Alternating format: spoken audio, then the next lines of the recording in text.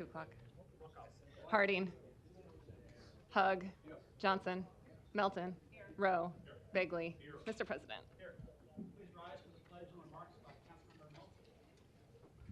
I pledge allegiance to the flag of the United States of America, and to the republic for which it stands, one nation, under God, indivisible, with liberty and justice for all. Thank you. Everybody please be seated.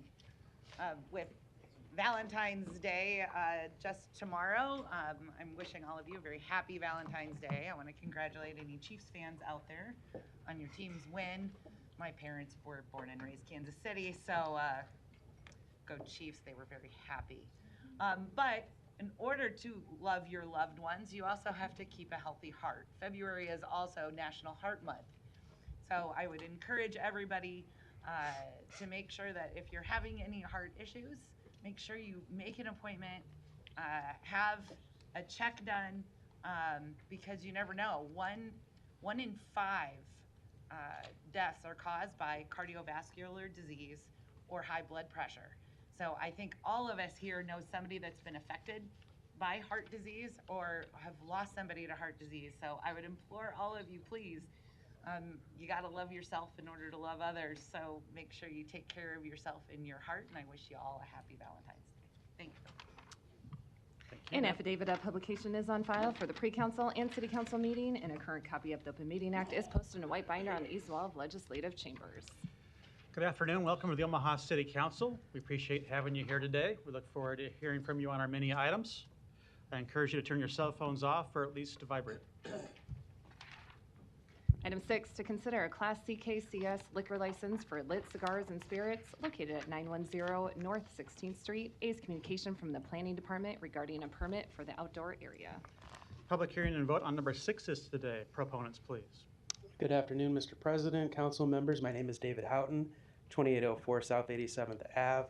I'm here on behalf of the applicant Family Cigar Lounge LLC, which will be doing business as Lit Cigar and Spirits Lounge. It'll be located on 910 North 16th Street in Omaha, Nebraska.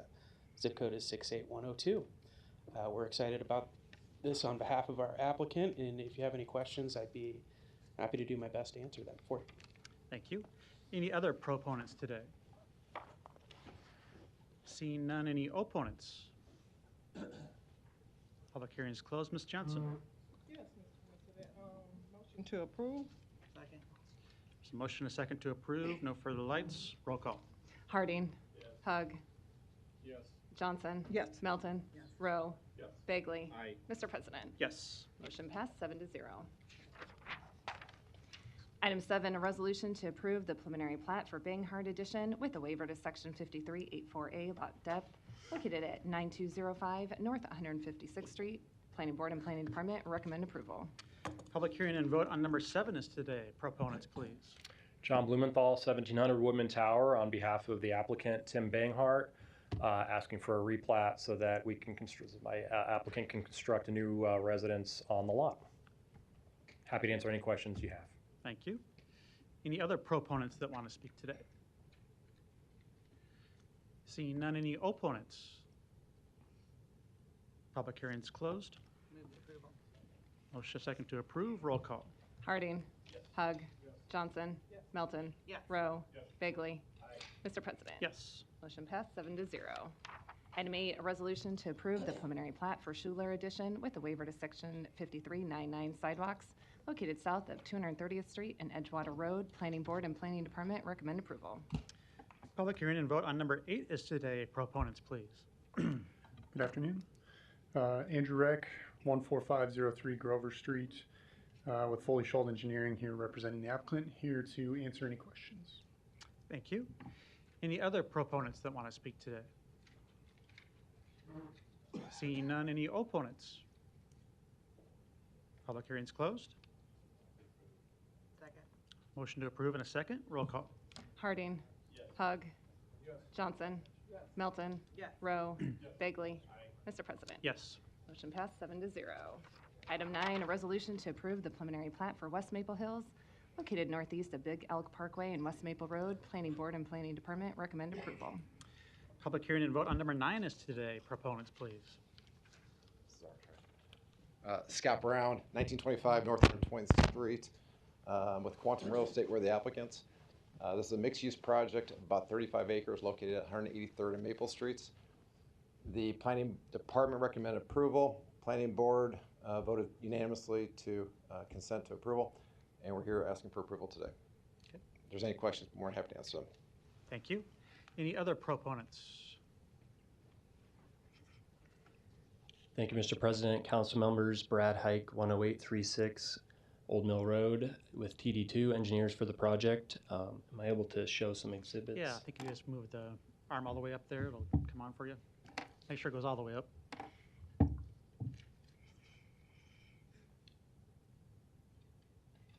There you go. So this is the subject property here, the vicinity map from the planning rec report. I have if I can zoom out a little bit. There was 2 technical questions during the planning board public hearing. First was the location of 182nd Street. So how do I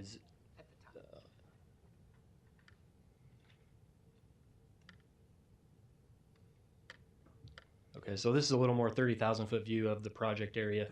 So West Maple Road to the south, 180th Street to the east here.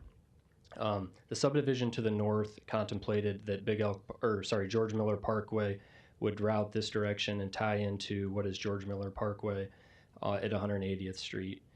You can see at the south here, 182nd Street. That is the street location that's in question with this property owner. The access on West Maple Road to Highway 64 with NDOT is a controlled access, so this is a required location. The proposed roundabout that we have with our preliminary plat is here to make the connection here and here. That was discussed and coordinated with Public Works throughout the whole process. The second question that came up, and now this is the grading plan from the plat documents, was the elevation of 182nd Street. We are constrained at the north with the existing subdivision, the existing street. It's going downhill to the roundabout here, which is graded typically very flat, 2% to allow for compliance of all ADA ramps and access. And then there's an existing drainage way where we keep the low point of the site. From there, we have our detention basin here at the low point, to allow compliance with the Omaha Stormwater Ordinance. And then we come up the hill a little bit and then flatten out the approach to West Maple Road. And then one other reason to keep the elevation how we have it is that this gray hatch here is an existing outfall sewer that provides sanitary sewer service to this project, and that allows for the most efficient access to the outfall sewer. So those are the reasons 182nd Street is designed how it is. With that, I would be happy to answer any questions. Okay, thank you. Any other proponents today? Seeing none, any opponents? Public hearing's closed. Second. There's a motion, a second to approve. Roll call. Harding. Hug. Johnson. Melton. Rowe. Bagley. Mr. President. Yes. Motion passed 7-0. Thank you. Item 10, a resolution to approve the revised preliminary plat for Rainwood Park located east of 108th and McKinley Streets. Planning Board and Planning Department recommend approval. Public hearing and vote on number 10 is today. Proponents, please.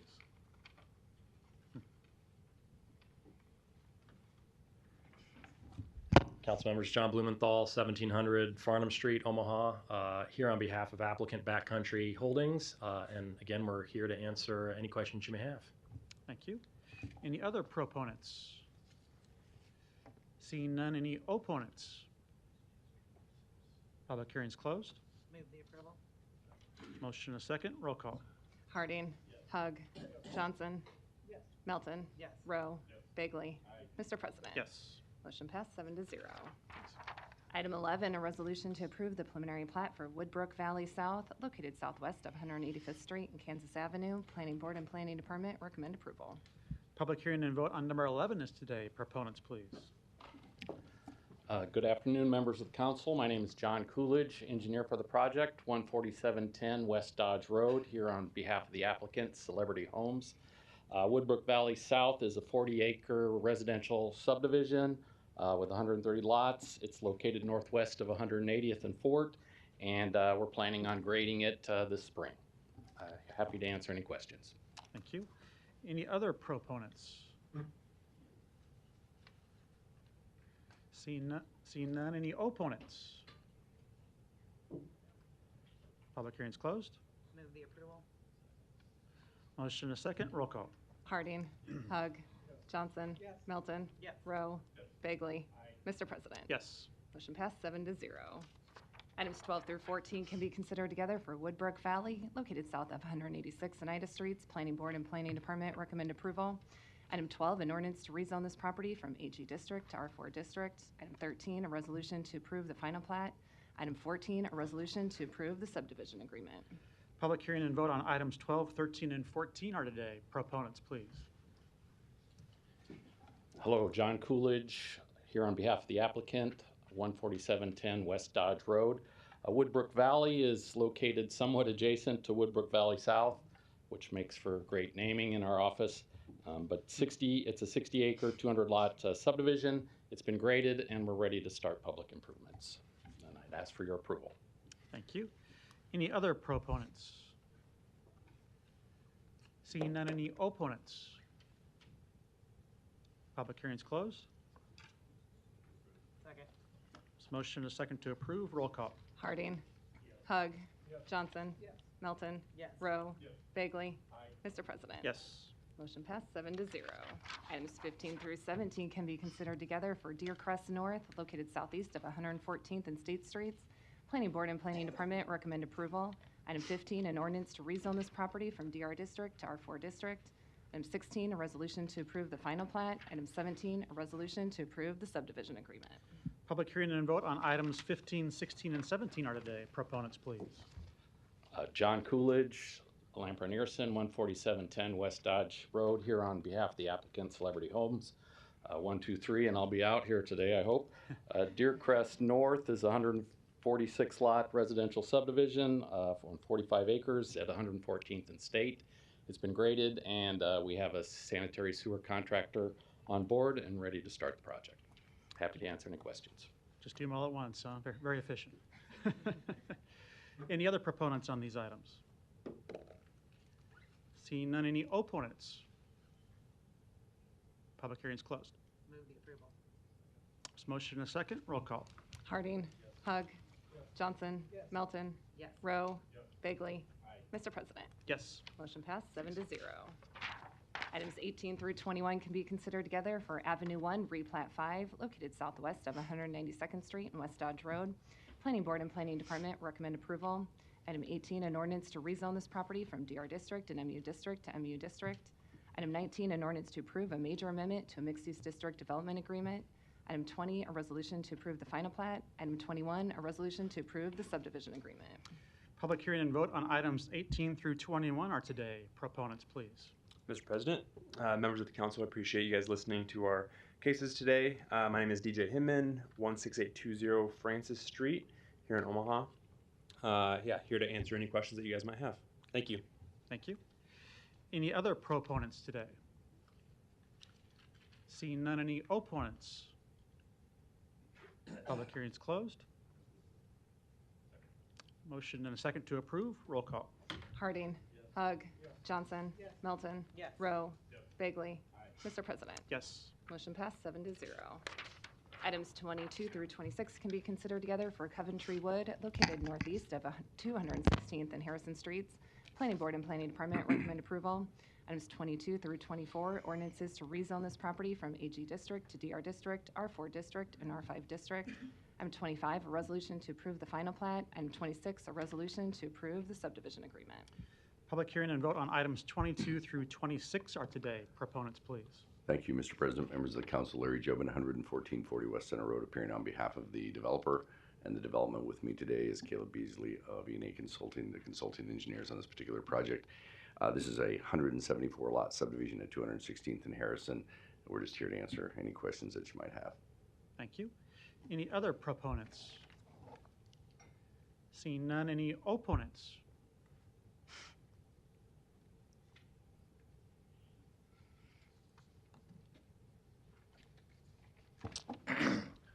Donnie Johnson, the Johnson Equestrian Foundation. Good afternoon, Councilman, and North Omaha Concerned Citizen Foundation. I have one objection to Mr. Larry here. I've been noticing all this equipment they're bringing up Dodge Street in this other area, like the gentleman's on 182nd. My wife let me come home maybe once a year, so I live in that area, 182nd and Maple, once a year. So who's gonna pay for all that heavy equipment tearing up Dodge Street by that bridge there, that Mr. Begley district? I think we should set aside some money for his company to start paying for the streets they're tearing up. Okay. Any other opponents on these items, 22 through 26? Seeing none, public hearing is closed. There's a motion and a second to approve. Roll call. Harding. Hug. Johnson. Melton. Rowe. Bagley. Mr. President. Yes. Motion passed 7-0. Item 27, an ordinance to approve a major amendment to a PUD overlay district located northeast of 192nd and Jones Streets. Planning Board and Planning Department recommend approval. This was postponed from the February 6th meeting. The public hearing and vote on item number 27 is today. Proponents, please. Kyle Haase with E&A Consulting Group, 10909 Mill Valley Road, representing the applicant, along with myself. Tammy Dodge with the development team is in the audience as well.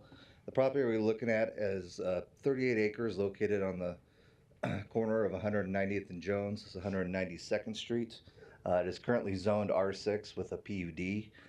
We are not requesting any change to the plat or the zoning, just making an amendment to the existing PUD.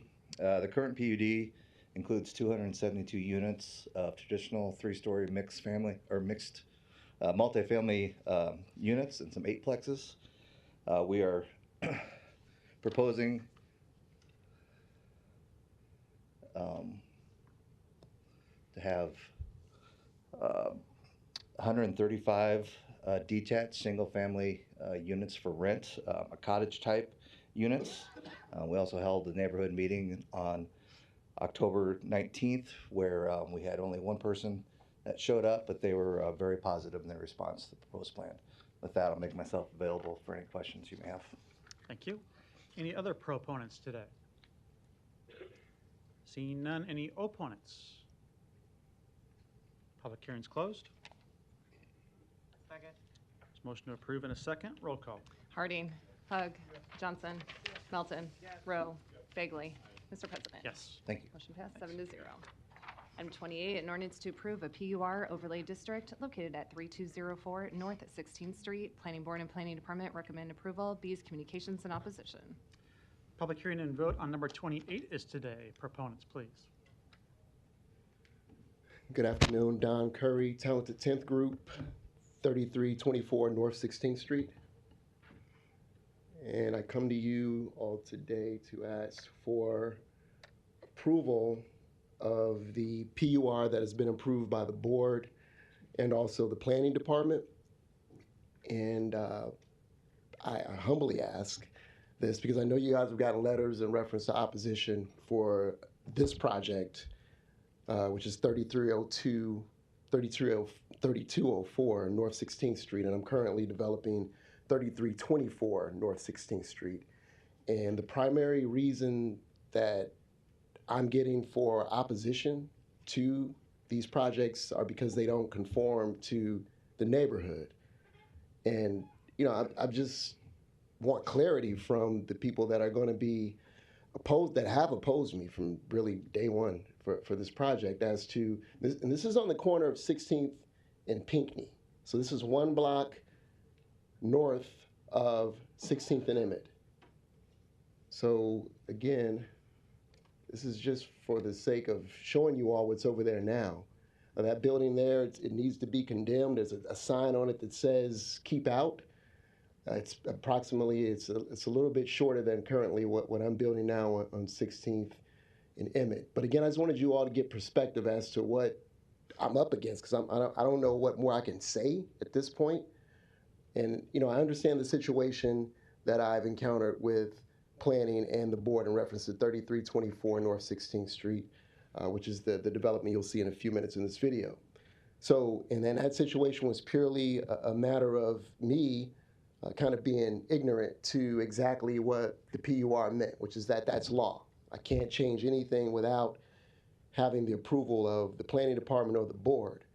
But yet, once I got into construction, I took the honest upon myself to start doing a little value engineering because I realized that there was no way I was going to be able to complete the project at 3324 North 16th Street.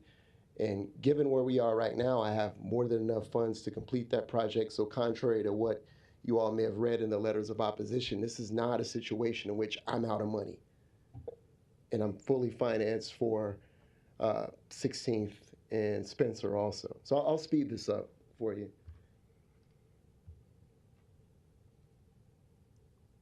So this is the corner of 16th and Emmett now.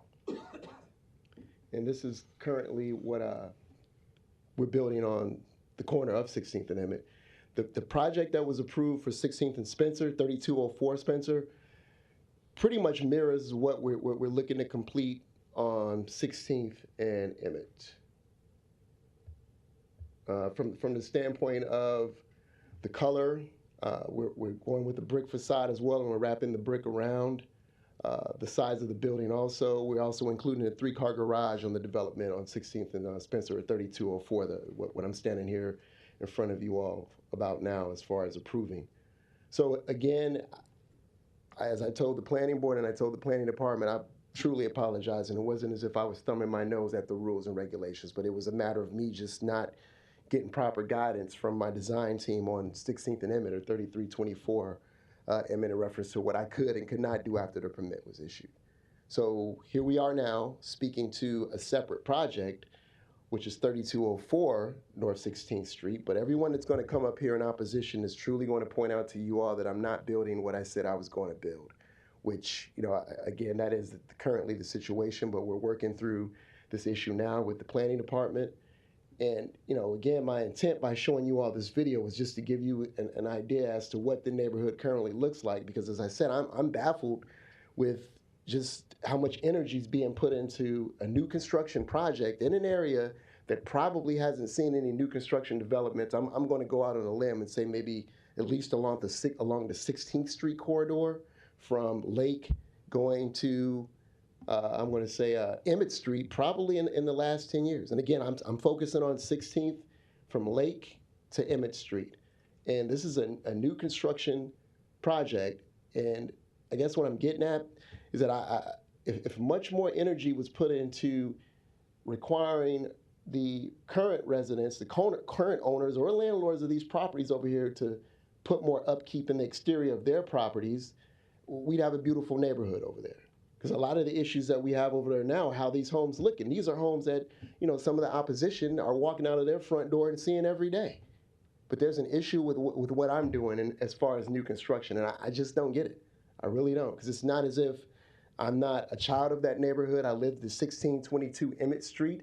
I was the first family that actually moved into scattered site housing when you guys launched those back in, I'm going to say, 83. We moved from Southside Terrace to 1622 Emmett Street. I used to catch the school bus directly across the street from the lot that I'm currently building on 16th and Emmett. So I'm not coming in here as a developer basically looking to throw up a monstrosity in the community and walk away. I care about that community, which is why I could have went anywhere in the city and said, hey, here's a vacant lot that the Omaha Land Bank has, and developed it. But I chose, and I caught the school bus right there on that corner every day from 16th Street to Burke.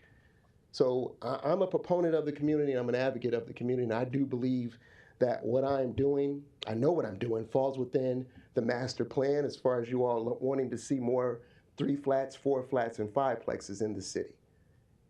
And I'll leave it at that. Thank you all for your time. Thank you. Any other proponents that want to speak today on number 28? Also, too, I'm sorry, you all. And this is what. Let me see. So this is currently what we're here for right now, on at 3204 North 16th Street. So again, it's this planning approved. This particular site plan. The only difference is that, again, that this building's not as long. It's wider than currently what we're working on 16th and Emmett, and we also included a 3-car garage. And I might also add that this development, as well as the one on 16th and Emmett, they're all electric. There's no gas running to the buildings at all. I figured I'd stay ahead of that curve. As you all know, in cities like New York, and even New York has passed a mandate saying no new construction will have gas running to it as well. So I'm doing my part for the community to reduce our gas footprint, if you would. But yeah, as I said before, I don't get it, because we all know what that neighborhood looks like right now. And you know, for me to be told that what I'm doing is basically diminishing the look and the feel of the community, it hurts. It really does. Thank you. Thank you. Other proponents? Good afternoon. My name is Barbara Ingram. My address is 7517 North 88th Avenue. My company is Rare Bird Innovations. I'm the designer for the project, and I represent the design team, including myself, mechanical and electrical engineers at Prohaska and Associates, other architects at Prohaska and Associates, and Wells Resource, RW Engineering. And so we have quite a team of folks that came together to put the design documents together. And as Don described on the drawings, we have incorporated the revisions required by the planning board, which included adding additional windows to the front elevation and also wrapping the brick 18 feet around each. Of course, it was already on the front, but also on the sides. And there were some other revisions they requested from Civil. We've also picked those up. And actually, the drawings have been submitted for permitting, and it's all pending approval today, of course, from you. I'd like to share just some personal feelings about the project and the design with you. In my opinion, it is a very progressive design. Also, let me tell you a little bit about my background. I'm also born and raised here in Omaha, Nebraska. Grew up right off of 34th and Parker Street. One of 9 children, attended OPS schools, and very proud of being from Omaha, Nebraska. As far as the design, I see it as a very progressive design, and particularly for 16th Street, I think it's going to be important to sort of breathe some new breath into the area, and I'm hoping that this design and others going forward would attract young families, individuals, and even seniors to the area. And so just want to encourage you to approve our request today. Thank you. Thank you. Other proponents today? Morning. Joe Higgins, 1110 East Camden Avenue, Omaha, Nebraska. President of the Levi Carter Sherman Neighborhood Association. Recently, I assisted Don with public engagement on the 27th, Saturday the 27th. We had an open house at the current project, and we addressed their concerns, and I am helping him with the design on complying with the planning board's requests. And I just want to support this because I think this is good for Omaha. We're looking at incremental, local development and building, infill, and that's what we need in our urban core. And that's part of the master plan. It addresses to affordability. It's good for our tax base. Our neighborhood association supports that. Thank you. Thank you. Other proponents? Lawrence Butler, LT Butler Engineers, 4809 Northwest Radio Highway. I've driven by the project several times as a fellow developer on 16th Street. I love it. I love what this man is doing. Adaptive reuse, infill projects. This is an awesome project. I'm just here to lend my support. Thank you. Other proponents?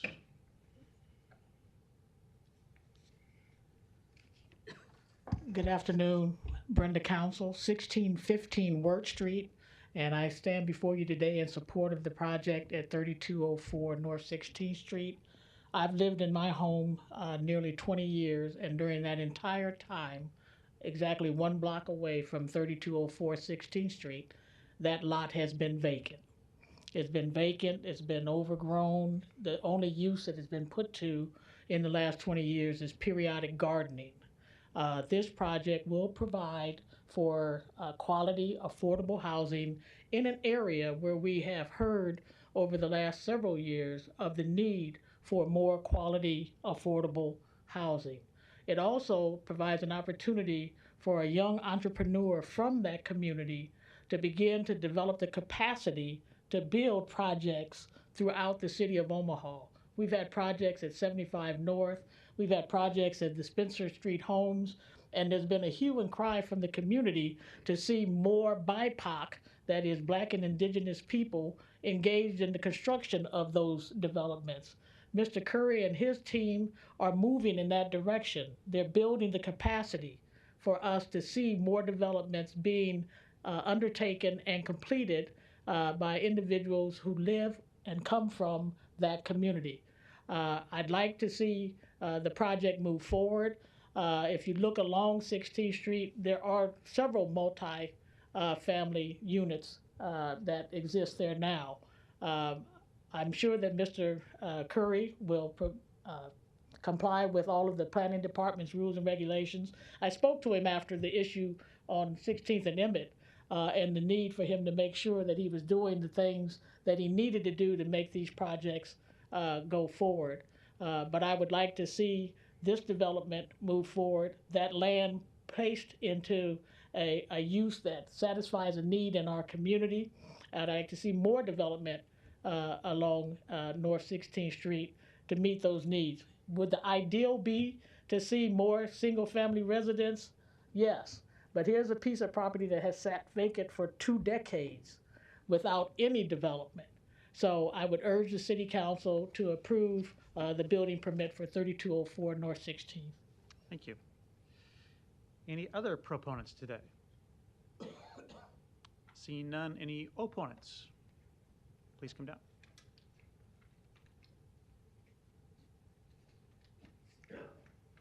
Hello, Bob Edwards, 1476 Spencer. I stand in opposition to this for a number of reasons. This system's working. Yeah, it'll come on there. You guys need to upgrade. This has been shown multiple times. This used to be a laundromat back in the 1950s. In the 1970s, it became a bar. In the 1980s, that bar closed down and a car ran into it. It has been used since. He shows it as an example of housing stock in the area. 50 feet away, right behind that bar, this is the neighborhood. This is infill development. New house, 5 years ago. New house, 7 years ago. New houses here, 2 years ago. That's within a block and a half. The other side of that block, the back end, new development mixed in with old housing. 2 blocks away, new development. All of it has one thing in common. It fits in with the pure quality, it fits in with the pure designations of what it should look like. The housing should mimic the housing stock in the area. It should add character. The individual's designer said that this was innovative design. It's a 1920s row house. If you've been to any large city, you've seen it. There's nothing innovative about it. It's just a box. This is an example of a multi-unit building that was built 2010. Similar program. Off-street parking to accommodate all the residents. Similar construction types to the other housing in the area. 2015, new development off Locust. Multi-unit family housing. Similar style, similar roof line. And again, past is prologue. This is what the developer promised on Emmett Street. It doesn't look that bad. I'm not a fan of the flat roof, never have been, but you know, it's not that bad. If you look below, this is what's missing. Because the rules don't apply to me, I don't have to follow the plans that were submitted. I can do what I want. Again, front elevations, French doors, door with a transom, multiple windows, missing, missing, missing, missing, because the rules don't apply to me. Back elevation, again, Just touch the top there. Oh. Yeah. There we are. There you go. All right. Back elevation. Completely changed. This building doesn't resemble the plan in any possible way. Past this prologue, what makes you think that this developer is going to do the right thing with the next building? Let's look at 3204 North 16th Street. This is the current footprint as set out. He's got off-street parking, 3 stalls. The code calls for 6, 2 per unit. Their solution is to stripe off a public accommodation and provide parking for the tenants. When do we do that? Can you name any other project that's done that? They're proposing the use of a bioretention basin. It's used to drain rainwater off hard surfaces to collect and percolate the water through the system so there's less pollution. The water doesn't have to be treated. The next nearest bioretention basin is 20th and Ames. This used to be the old J.F. Bloom building. It's now a small industrial park. That's a 72,000 square foot area. This bioretention is half the size of that one. Why is it needed if it's not there for tax dodge? It's simply unnecessary. There's only 3,600 thereabout square feet of roof that has to be covered. It doesn't cover any of the hard surfaces on the property. So there's no pollution draining into it. That water could simply drain into the aquifer without this, which, if not maintained, is commonly known becomes a vector for mosquitoes and other issues. Then there's the issue of the setbacks. The planning department previously said only a very small house could be built on this lot. This previous lot was owned by a guy named J.D. Williams, Reverend and Mrs. J.D. Williams. They lived there for a number of years until their death. That house caught fire in 2005, so it's been vacant for 18 so years. And the family retained ownership of it until the last maybe 5 years, and it went to the land bank. That house, 2,150 square feet, 3 stories tall, with a detached 2-car garage, maintained itself within the current setbacks. They're asking for setback adjustments of 35 feet to 5 feet on the front elevation. From the normal 10 to 15 feet, from the side street down to 6. Back elevation, normally 25 to 21 feet down to 9. The only elevation they're not changing is the side with the retention pond. Other infill development manages to maintain the same footprint without that many zoning variances. It's my contention that this individual, we've seen the past and we've seen the future. And we know he will not build correctly. He maintains that he has the resources. Perhaps he does, but perhaps he doesn't. But all I'm saying is that the proof is in the pudding. Emmett Street, unfinished, 13 windows shy, 4 doors short, 3 doors short, 1 door in the wrong location. Where's the brick? No brick. Brick on the front, but not wrapped around the sides. You have to wonder, can anyone just make up the rules and do what they want as they develop?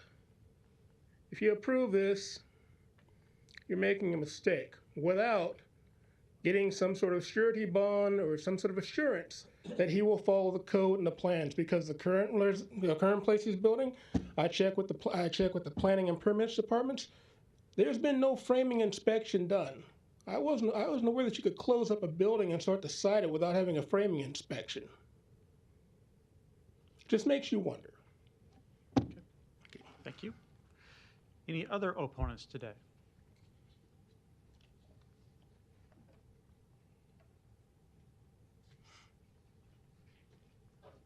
Good afternoon. My name is Dorothy Fant. I live at 3207 North 16th Street across on the proposed site. I've been there 61 years, and I approve the neighborhood, all the friends. We've had several letters from different ones, about 24 more, I think, that have sent opposition to it. They don't oppose to the developer. They're opposing what it looks like. And what they want to do is try to have some type of arrangement to make it work for all of us, the developer as well as the people that live there. That's what we're asking for. We're not asking for him to shut him down, to stop this, to stop that. but to be sensible about it and do what we think is possibly the right thing. There's nothing wrong with developers. We need developers. We need housing over there really bad. I knew Reverend Williams and his family for years. My children raised up with his. And my kids run from 69 down to 54.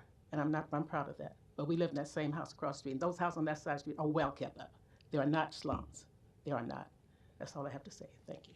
Thank you. Any other opponents today?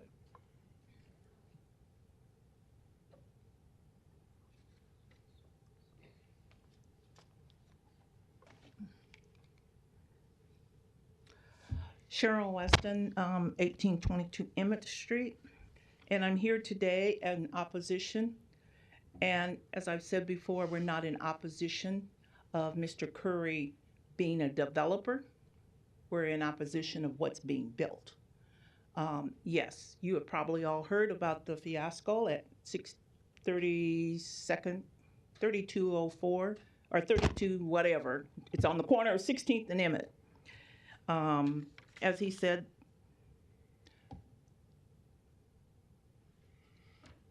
Yeah, keep it up there and it'll come on.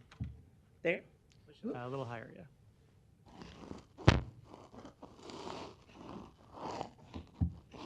There you go. There we go. Sorry. And you can adjust on the top if you want to focus out.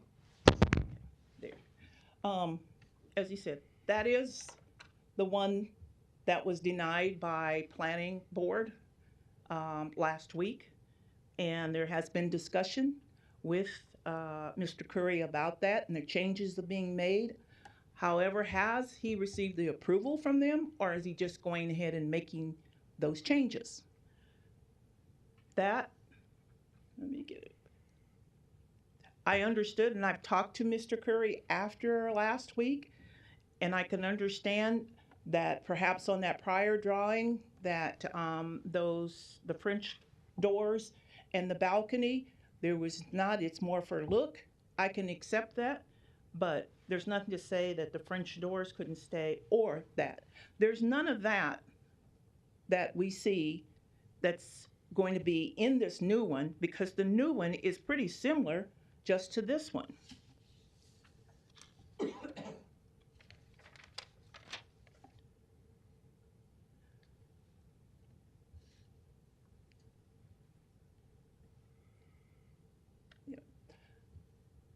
That's what was approved. That's what was approved before. The planning board approved something that is very, very similar to what he proposed to do at 16th and Emmett Street, but he didn't do that. Now he's in a situation where he's got to correct that. The gentleman that was here before, Mr. Butler, he's going to be building something similar to that about 5 blocks south of where Mr. Curry's at. That looks like the neighborhood. What Mr. Curry is attempting to build is not, and that's what your PUR should be. As the gentleman, young man said, this building was here? Yeah, we know it. His video, he wants to say, well, this is what it looks like, and it's taking that attitude is, it's better than what you have. This is what you should want, because I'm young and I'm coming in here. I didn't appreciate that. Yes, we know what 16th Street looks like, but 16th Street is changing. And changing not to look like a big box. That's not it. I came here today originally to support Mr. Curry into the manner that I was asking for you to lay this over until he could rectify the one that he's already started. But after that presentation, Mr. Curry, I feel like it should be denied until you have rectified what's happening on 16th Street, and there is a definition defined that you will be doing exactly what you said and not what you have put before someone and they approved it. The main thing that people are saying, the neighbors are saying, because many of them are older and couldn't come down here, but there were 25 letters sent. They sent those to the planning board. I don't know if they got over to city council or not. But all of them, everybody as there said, Come to the community, the neighbors, and sit down, have a conversation with them, show them what you want to do, and let them give you their ideas. They're not opposed to him. They are not opposed to development coming in there, but they are going to live there just like he's going to live there. We want to live in an area that is compatible to what we have. And we know, we're intelligent enough to know that things change. Not opposed to that. It's just saying, why don't you get involved with the neighbors? He said that on the one on 16th and Emmett Street, he had an open house. An open house. That's not a neighborhood meeting. The open house was advertised by a sign. If you didn't go down 16th Street, you wouldn't have seen that sign. I live a block and a half, but I use Florence Boulevard, and I seldom go down 16th Street unless I'm going to the airport. So I never saw that sign. The other notice was put on Facebook. Everybody doesn't use Facebook. I'm not a Facebooker. And I'm quite sure that I can speak for quite a few of those neighbors in my neighborhood. They're not Facebookers, so they didn't see it. Again, we're asking for you, the board, that has the opportunity, deny this until it can be rectified at 16th and Emmett, until he wants to come and visit with the community, the neighborhood. That's what I hear every single time I come down here, and I hear other neighbors from other areas. Those communities come down, the neighborhood association. And Mr. Bagley, you're one of the bigger ones that always says, have you talked to the neighbors? So I'm going to say, practice what you preach. Talk to the community, but they are not, and I speak for myself too, not opposed to the developer. We're not. Thank you very much for your time. Thank you. Any other opponents to number 28?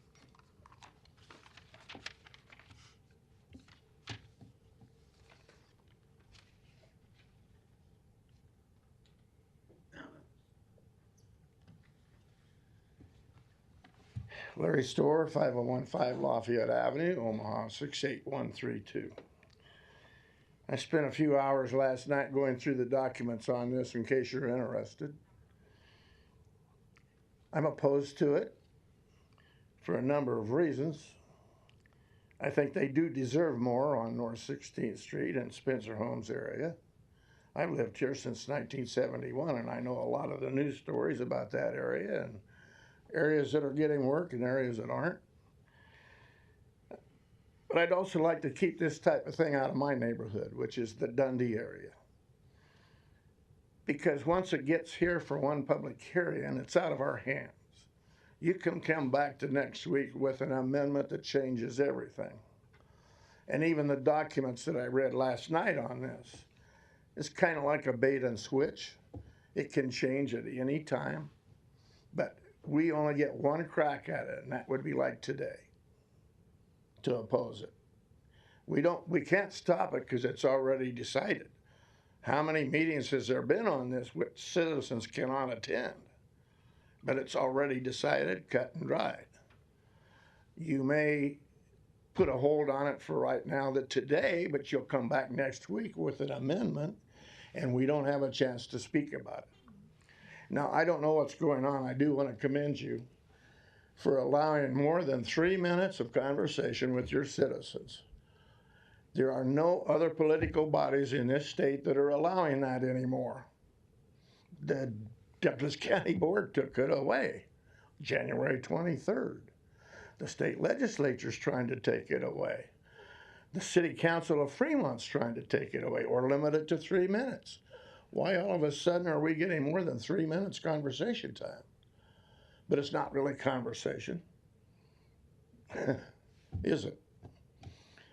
The only way we get conversation is by challenging you, and then you might open it up for explanation of your positions on things. But you don't really have to call us back for a conversation, only if you want to. Those are intents of the Open Meeting Act that you violate in these chambers every week. You gotta stay on topic to the development. Yeah, interrupt me, Pete, like you usually do. Everybody gets to have their say, but you like to interrupt me, don't you? Interrupted when you're off topic. I think that's probably against my First Amendment rights. Thank you, sir. That's incorrect. Next opponent. Luis Jimenez, 2709 Dewey Avenue. I just want to relay some thoughts on this item. I spoke with Ben Gray about his district, and one of the things that he said about development is that he didn't know any developers that wanted to come in. So I understand this is conflicting. There's construction in the streets and then in the properties, development happening north downtown.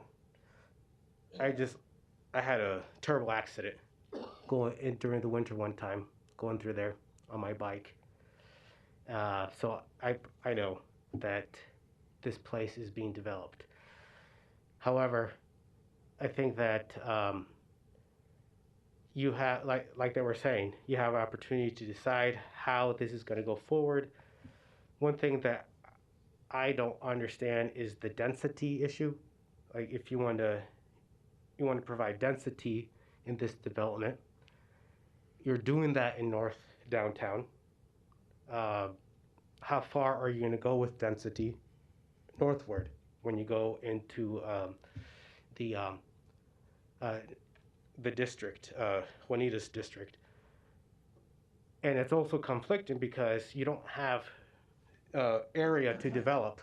You don't have like open range like you would in Mr. Hugg's district.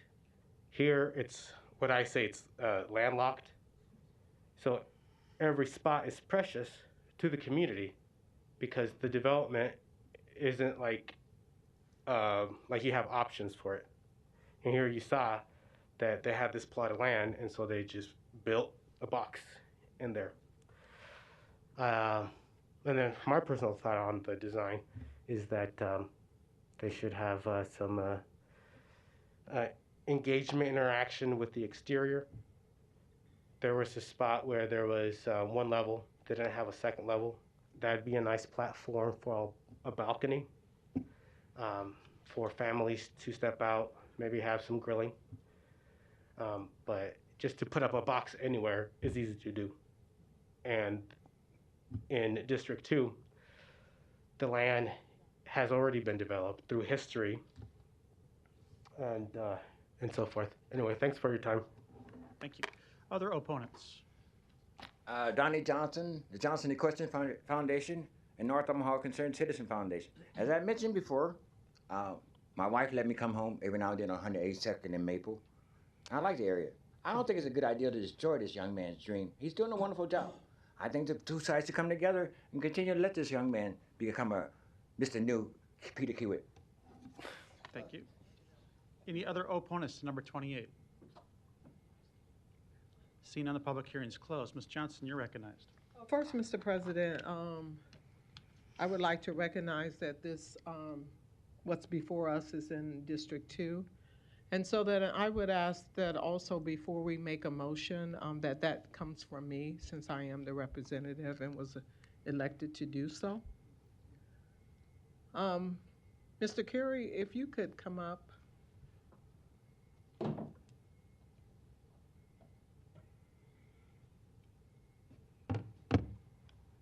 Mr. Carey, I really wanted to thank you for coming to the area as a young developer and bringing forth everything that you have done so far on your project. There was opponent, Mr. Butler, also mentioned that that building had been sitting for about 60 years, if I'm not mistaken, regarding it being empty. And I'm really thankful that, Mr. Butler, that you brought some timelines to the vacancy of buildings in District 2. We have a lot of properties that is vacant in our area. We have a lot of barriers in our area. And so when we have new development coming in the area, it is quite startling for us as residents because we're not seeing much movement over the past 50 years, to be specific. I wanted to ask a few more questions of you. There were a couple of people that came to the mic and talked about the discrepancies of what you had intended to build in your first project on 16th and Spencer, or 16th and Emmett, thank you. Can you shed some light on that? Has that been resolved? You had talked a little bit about, can you tell us a little bit about the original plan versus the current plan? Has that been approved by city planning? No, we're in the process right now of actually putting something together that the planning department can get behind before we come to you all with the major, before we get back in front of the planning board. And also, obviously, we can't get in front of you all to vote that up until, planning, the board votes it up. So right now, I've been presented with 3 options via planning. One would be to actually come in here today and obviously say, hey, would you all vote up 32, 33, 24 North 16th Street, which obviously I'm not doing that. And the second option is to resubmit for a major amendment via PUR, and that's what we're planning to do. And as was mentioned earlier, a lot of the changes were made just based on me not being able to afford, just looking at my pool of money after I got bids back from the job, and looking at several errors that were made when it came to the build out of the building. One of them that was caught was that there was commercial electrical inside of the building. There was commercial plumbing also. So luckily, I bidded those jobs out to individual plumbers and electricians, and they kind of pulled my coat to say, hey, Don, are you sure you want commercial in this residential building? And I said, no, can I get another bid? And, from there, I did some value engineering. And again, if just from a conversation that I've had with some folks on my design team, they knew that I was looking to make these changes in order to work with the budget that I had. And at that point in time, if I would have been matter-of-factly told, hey, Don, you cannot make any changes without the planning department or the planning board approving them, I would have stopped. Because there's no way that I would have done this with malicious intent along the lines of, I'm going to do what I want to do, because I'd be going through this right now. And this is embarrassing. This is embarrassing for me. I believe this is embarrassing for the community as well. I believe this is embarrassing for the district. So the last thing that I wanted to do was stand here and be an embarrassment to the district or the community in itself. I kind of prided myself throughout the scope of this project of staying under the radar and not getting involved in any situation that was even similar to this. And I thought I was doing a good job of that. I do believe also, Councilwoman, that the minute that the community noticed that there were changes being made, if someone would have came to me and said, hey, Don, we don't like what you're doing, let's talk about it, I don't believe we'd be standing here now even bringing up 16th and Emmett. I didn't find out that there was opposition to what I was doing on 16th and Emmett until the day of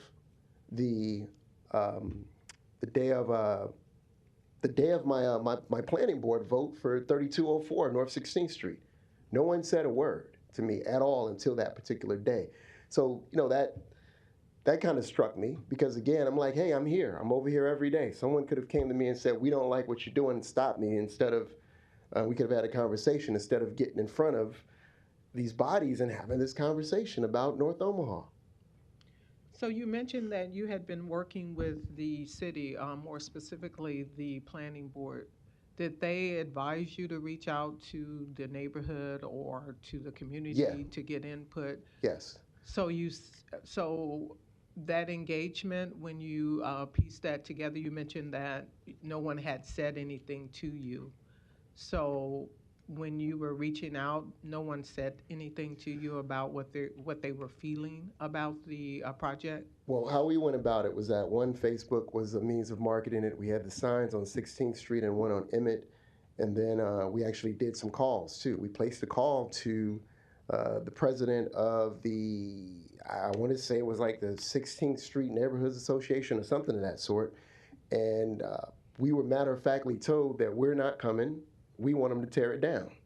So, that was that.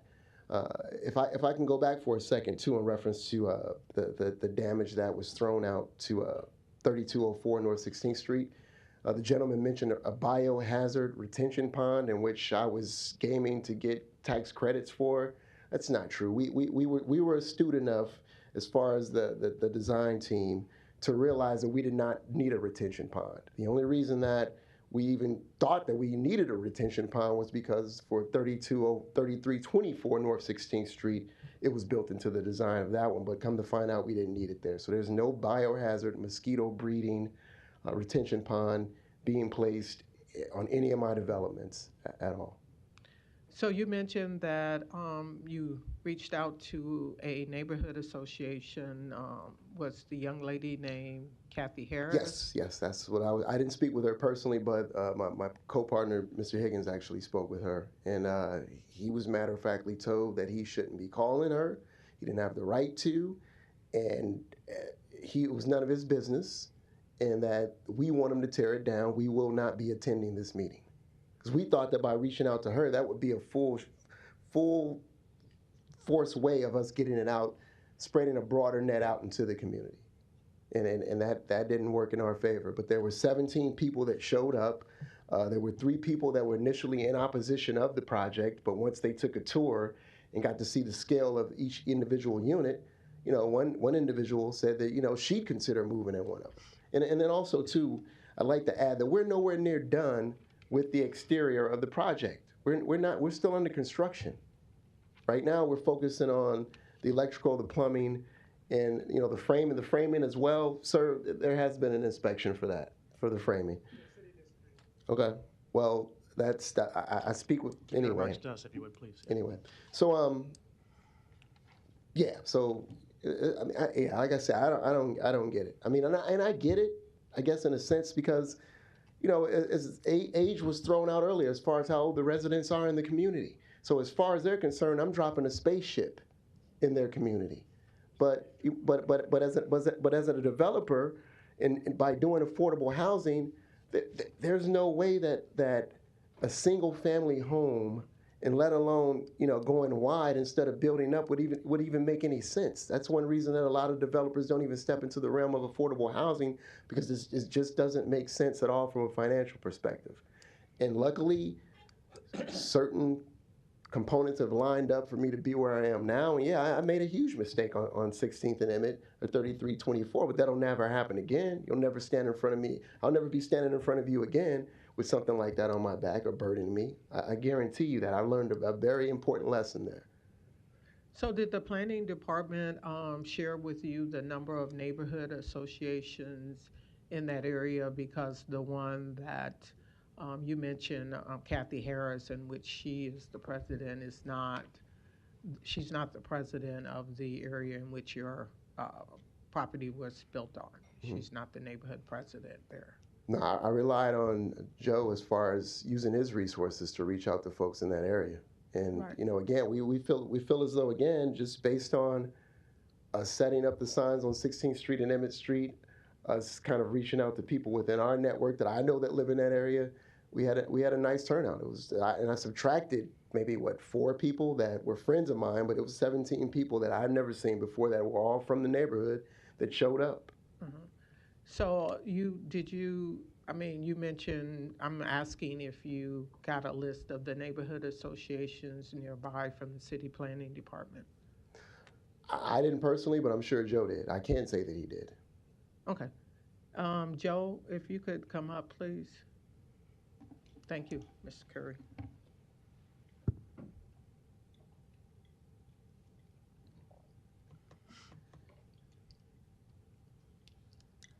Yes. All right, Joe, can you answer the question regarding who you contacted in that neighborhood in which the property is built that was a part of that neighborhood association? Because Ms. Harris was not a part of that neighborhood association. She's a part of another neighborhood association. I tried to reach the other neighborhood association, and I didn't. As you know, there was a tight timeline, and I got a couple issues in my own neighborhood right now. Right. But I did try, and this is, when I talked to Don the last time, I didn't know Don was up for this thing, wasn't paying attention, and so I said, can I help you with engagement? Maybe I can work with you. And I am helping with his drawings that are being submitted. Okay. So technically, our neighborhood association goes down the middle of the 16th Street. So he's on the right side going south. And so it does impact us. And I did try to reach him, and we're going to, hopefully we have more time. My schedule, his schedule, you know, he has kids, he's out of town a lot of weekends, and we had bad weather, the 2 bad weekends, and we kept postponing, and we had some issues. But I did get a hold of the one neighborhood association, and Don was able to get a hold of Brenda, who is in that neighborhood association. But there is one that's actually in that, and one a block away. And, you know, engagement's tough in this town, so Right. I'm trying. So again, Ms. Council would be in the same neighborhood association as Ms. Harris. So can we agree Right. that we could have done a better job with engagement and getting I people on board? I tried to reach out to the other people, and actually I'm working on, as you know, there is a city directory, but it's not always up to date for neighborhoods, and there is not all the contact. I've asked for a spreadsheet so we could do mailings and start talking to one another, and the neighborhood alliances don't offer that because I've called all of them. So, you know, maybe if somebody give me a grant, I could get that all done, but I'm not a good spreadsheet guy, so Right. I'm really slow. But I guess my concern as a representative is that when we have an area that has been no movement of development for 50 years or more, when we get new development, quite naturally, there's going to be some level of concern. I agree. There's going to be some back and forth and things like that. When we don't include others, regardless to what our timelines are, it makes folks uncomfortable. I did post it at Chubb Foods at the door, and I posted it at Nighthawks Cafe, which is right down the street, and most of the neighborhood goes there. We were planning on flyering it, but that didn't happen because of the weather. It just wasn't agreeable to flyer. I agree we didn't do the best job. We're going to do better moving forward, and that's what Don and I have committed to. So on the next project, there will be a lot more engagement. And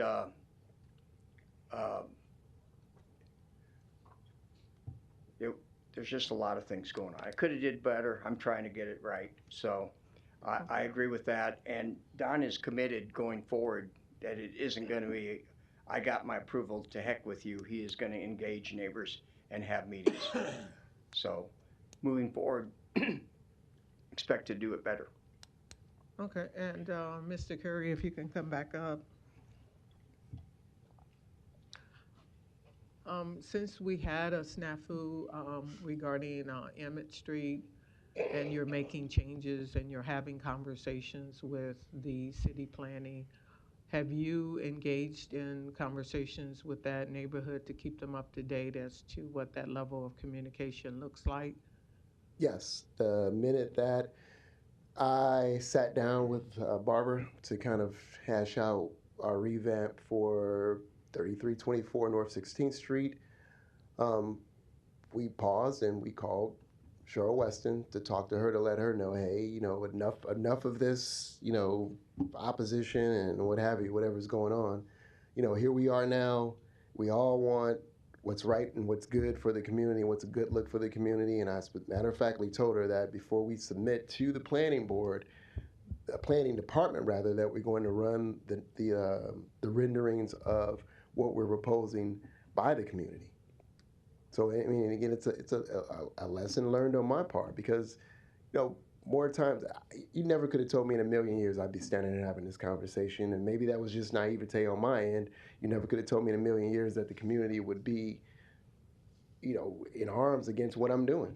I mean, and I moved left Omaha in '88 and went back to my birth town, Chicago, and got there in 1995.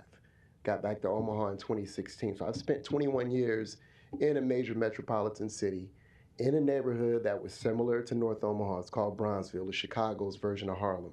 I've seen what's coming to North Omaha. It may not happen 10 years from now, 15, but it's coming. And as someone said earlier, you can't stop it. And to me, the solution for it is to be a part of it, to not kind of, go against what's happening. But it's coming.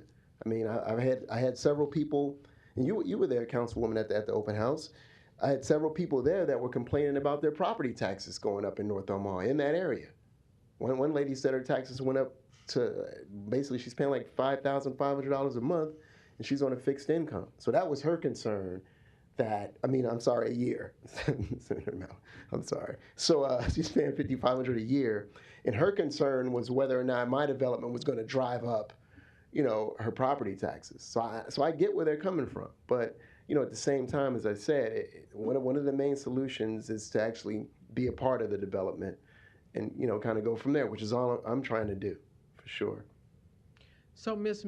Weston had mentioned, and other opponents have mentioned that they're really excited about you doing the development in the area, and their desire is not to stop you from doing that. Their desire is for them to get with you and kind of talk about what their vision is, and so that they can feel included in that process. There was some conversation about elevation. Can you talk about that as well? Yeah, so again, as the gentleman said earlier, I'm not creating anything that's not been done in any major city. And again, I mentioned Chicago. I own several of these type of properties in Chicago, and they're blended in with single-story homes with a basement, to where it's just a good hodgepodge of several structures throughout the entire city of Chicago. 3 flats, 4 flats, 6 flats is what we call them. So again, nationwide, we all know that there's an affordable housing crisis, and we're not creating any more land at all. So I was just of the thought that, here you go, I'll come into the community and basically be able to provide 15 some odd affordable housing units. These are not small units. These are 3 beds, 2 baths, and that's again on 3324 North 16th Street, 3204 North 16th Street as well. It's 1,200 square foot units. These are practically the size of condos. Right. So as far as the elevation goes, again on 3324 North 16th Street, I was not as intimately involved in the design of that property as I should have been. And again, that was a rookie mistake, because the accents that were added to that building, from the standpoint of the French doors with the balconies we had, the type of stone that was basically set on the windows was just very expensive. And I was told by someone in planning that I should have known better, and also too, I should have, the architect should have known better, especially if this was affordable housing. There was some very expensive accents added to that property, from hardy board siding to you name it. And again, once we got into quote unquote the battle of me making sure that I would have enough money to finish the project. So the changes that I made were not made once we started. I started subtracting things prior to even getting started, just to make sure that I had enough money to finish the project. And if I would have known that what I was doing was completely out of line, I would have stopped, and we wouldn't be standing here today even bringing up Emmett Street at all. And I get where the community's coming from, because again, as far as they look at it, I should build out instead of up, or there should be single family homes. But it just doesn't make sense financially to want to do that. I'm not Habitat for Humanity. I have to basically be able to build a portfolio of these affordable housing units in order to keep going and progress in what my vision is for that corridor. So it's not a matter of these 2 projects that I'm looking to complete. I also have 16th and Work. I also have 2 lots on 16th and Burdett. So I'm looking at basically, maybe a good 30 some odd units in that corridor. So I'm used to finishing what I start, and I'm going to finish what I've started here. Because again, this is embarrassing. I'm not trying to stand in front of you all and have people demean my character and say that I'm not going to do what I said I'm going to do. That's a tough one right there, for sure. So the community that has come before us, that is in opposition, again, they've said that they are very appreciative of you, a new developer, to come into the area and do the work. their concern is that in doing the work, some characteristics in the community are a concern of theirs. They're concerned that because of some missteps that happen on your project there at Emmett Street, they're just concerned about you pushing ahead and how that will, if the missteps will continue, or B, that they want to have a conversation with you to kind of go through all of that. What are your thoughts about that, how they feel about those things? Well, right now, I should have said this earlier before I even said a word. I thanked them at the planning board meeting in reference to when we had to come back in front of the board in reference to 3324 North 16th Street. I said thank you, because if this issue never would have came up, I would have proceeded as I was doing. In that building, just from the pictures that you saw and you see now, we're nowhere near done with what we haven't even added anything to the exterior of the building. So, yeah, just to think that, I was not going to put up a front porch or just throw up a black box. Again, it was just kind of like a blow to me personally, because I believe I have good taste and a good eye for certain things, especially when it comes to beautiful looking things. So, when it comes to that, that's a tough situation, because everyone has shown you exactly what they want me to build. And as a developer, and I'll be very frank with you, as a developer, my name's the one that's on the line for the money. No one else. So if there's a situation that's set up to where you want to have community feedback and you want to let them know that, hey, I'm not just coming into the community to develop something that's not going to be pleasing visually to you all. It may not be what you're used to, but this is going to be something that will have people driving down 16th Street pointing at these developments saying, wow, this is something that, is a good look. And maybe we will want something similar to this in our community, because it's coming. It's in the master plan. And I'm only doing 3 units. They're going to be guys that eventually are going to figure it out and say, you know what, we want to go up 4, we want to go up 5, or they're going to start doing 6plexes, which is the 3 units side by side with one common door. And if it's in the master plan, someone's seen it here and said that this is a good look for the city of Omaha as well. So I'm open to feedback. I've even said that, where we are right now, and this is what Joe was hinting to earlier, if 16th and Wirt, Barbara and I are planning that now. So I've already come to the decision that I'm not going up 3 stories at all. This will be 2 flats. But the goal for us with that one is to, again, sit down with the community before we submit anything to the planning department, just to get their sign off on it. I didn't do that with 16th and Emmett. I didn't do that with 16th and Spencer. And that's merely because, to be quite honest, you never could have told me in a million years that this would happen, from the standpoint of them saying, hey, what are you doing? Who do you think you are? Right.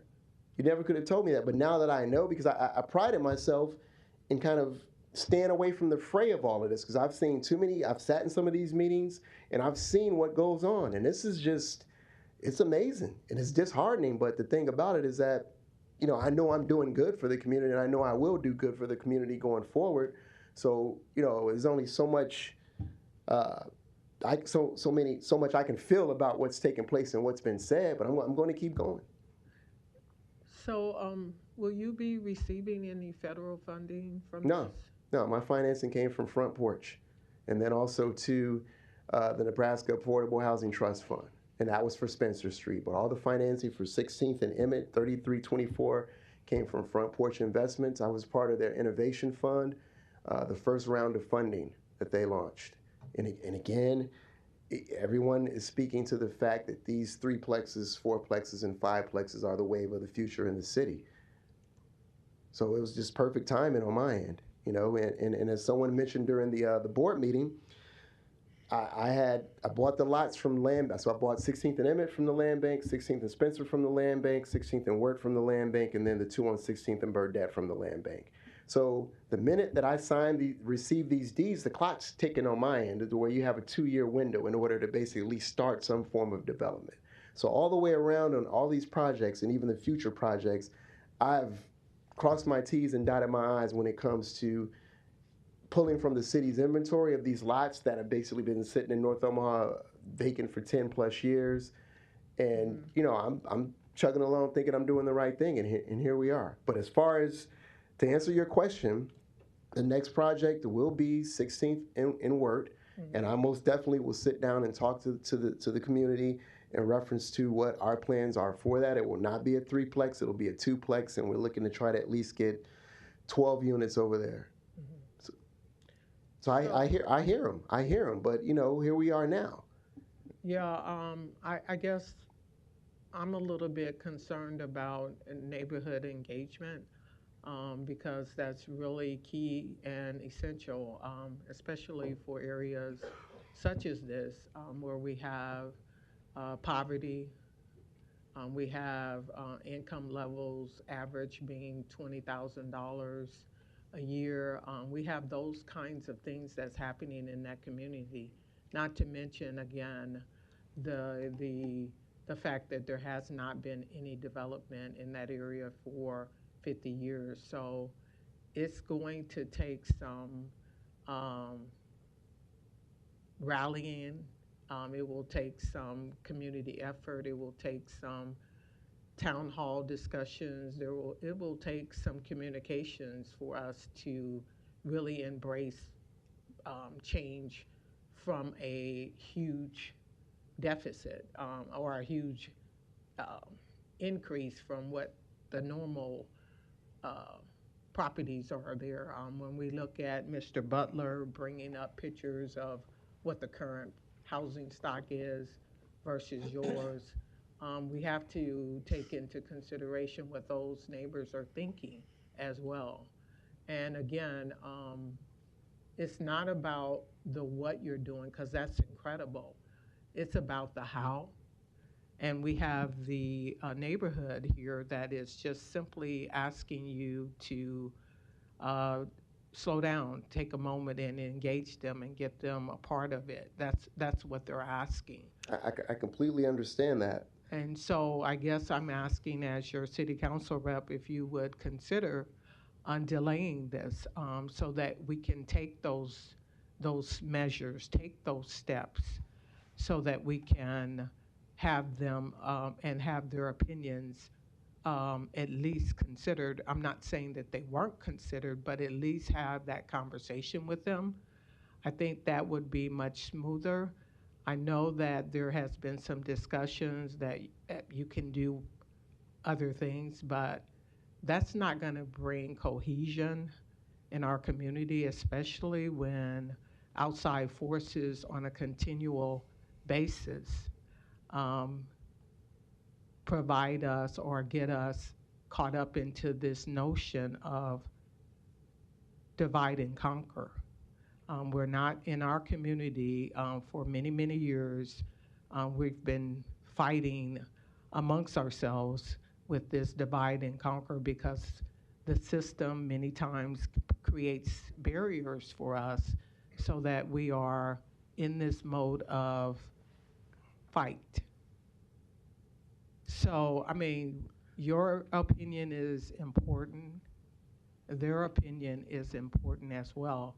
But as a community, we should strive to work together so that we can create goals that everyone is trying to be happy about at the end of the day. And I just don't want to see you as a new developer go into this and have all of these negative feedback coming to you from the community. I think your business relationships would be that much stronger and that much better in your community when you include them and at least try to understand where they're coming from. And from what I've heard today, they're really passionate about you doing the work. They're just asking for a delay to engage them so that they can have voice their concerns and maybe even call to your attention some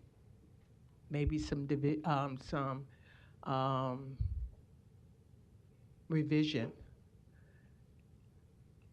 What are your thoughts on that?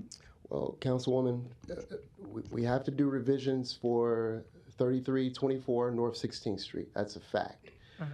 As it stands today, for 3204 North 16th Street, which is why we're here, Planning Board approved it, and the Planning Department approved it. We submitted the blueprints, and the blueprints came back with minimal accounts of the construction plans, came back with minimal comments, and they're on a hold contingent upon the outcome of this meeting right now.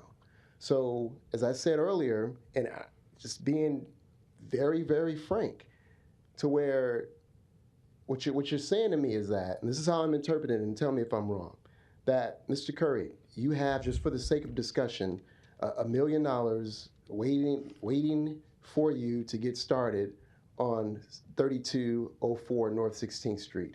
You've paid your architect, you've paid your entire design team to create these blueprints. But now we want you to go back and sit down with the community, because I don't know, maybe I'm hearing from a different ear, but from what I heard, they don't like the structure. It's not a matter of,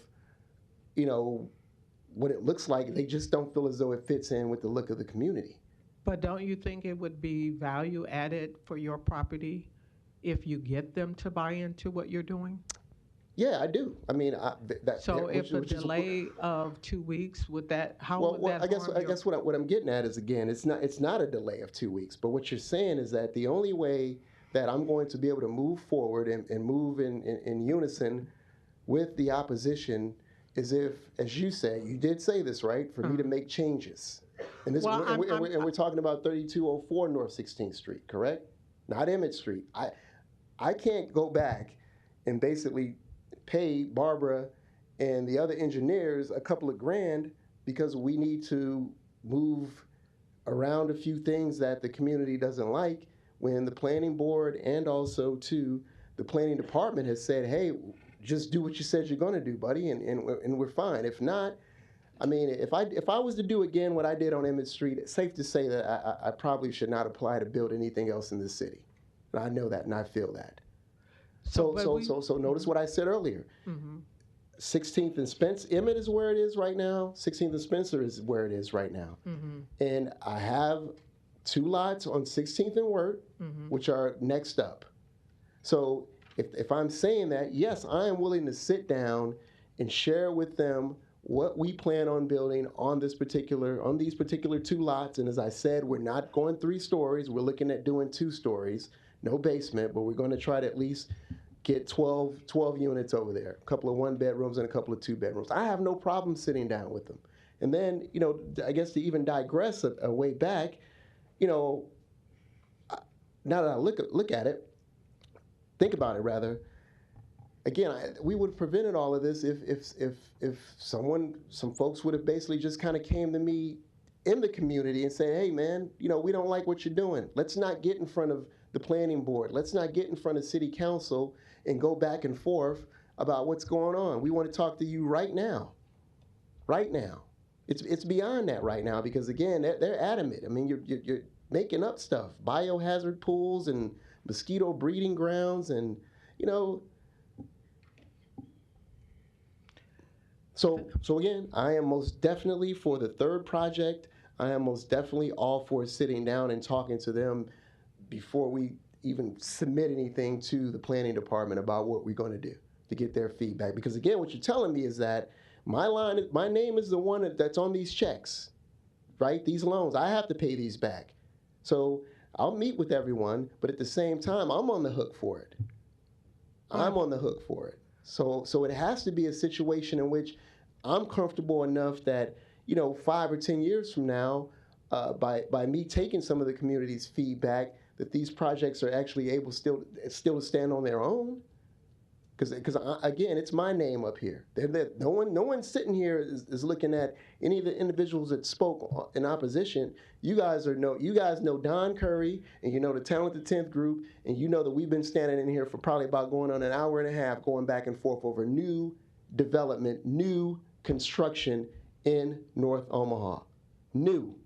And it's not a matter of me saying, I think I'm better than anyone, or I'm going to do what I want. That's not it. I really do believe that I'm adding value to this community. I live there, for sure. I believe that I am. I believe that I'm adding something to North Omaha that will do a good thing. So this is not a matter of any type of arrogance or whatever others may think of me. This is nowhere near that. Nowhere near that. I could have went back up to Chicago and did the same thing. I could have went, you know, in the 40s or the 60s. The land bank had lots everywhere. Okay, thank you, Mr. Carey. Ms. Weston, if you could come up, please.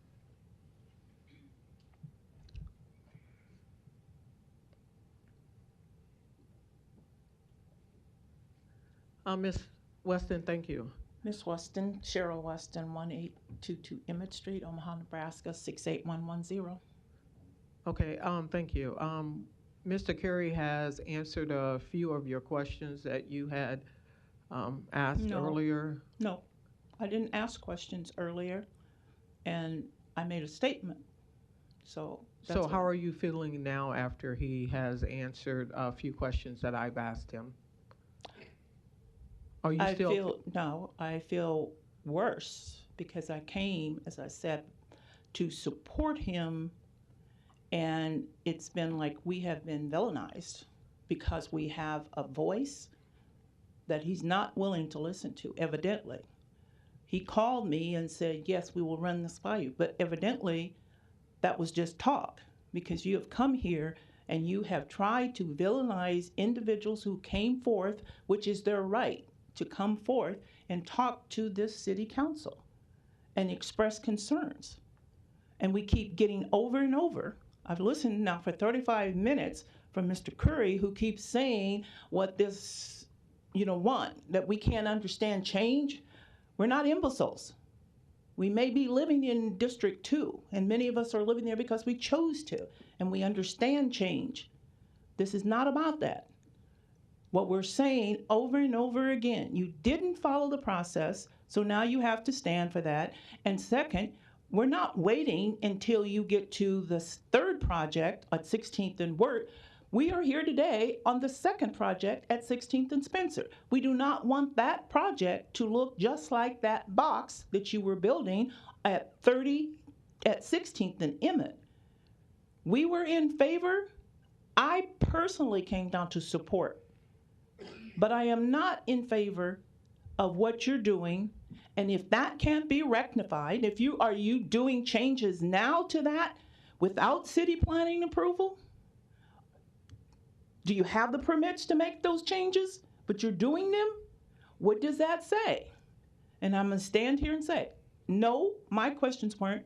All it made me be was more concerned is that if we don't speak up now, it will be too late. And as he said, yes, you may take in one way today and give us 30 days. It's not going to change in 2 weeks because he's not going to change. He's shown me that today. So no, I'm not happy. And do I feel like he's going to? At this point, no. And I still stand. We want him. We want new development. And his is not the only new development going on in 16th Street.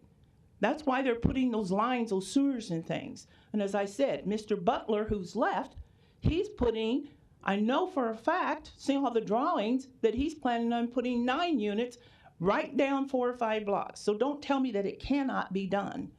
And nobody's saying that we don't want change. I don't know how many more times you can say that. All we asked was, could you make some of these changes, not to what's coming up, but what we're here today for?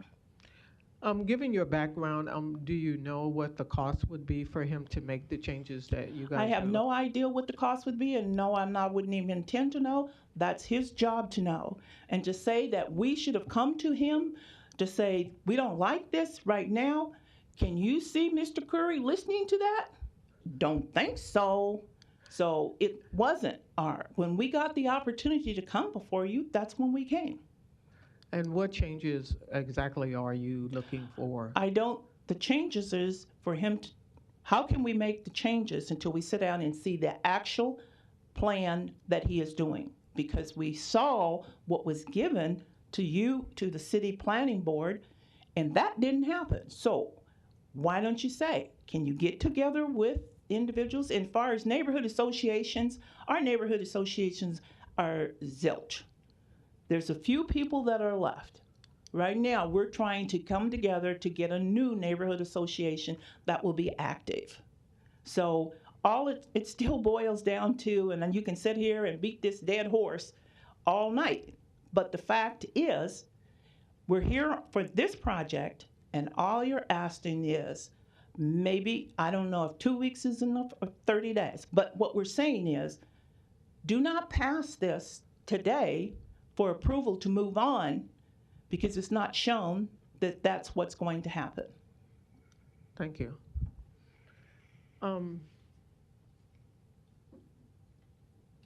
Ms. Lawrence, is that your name? Yes. Can you come up?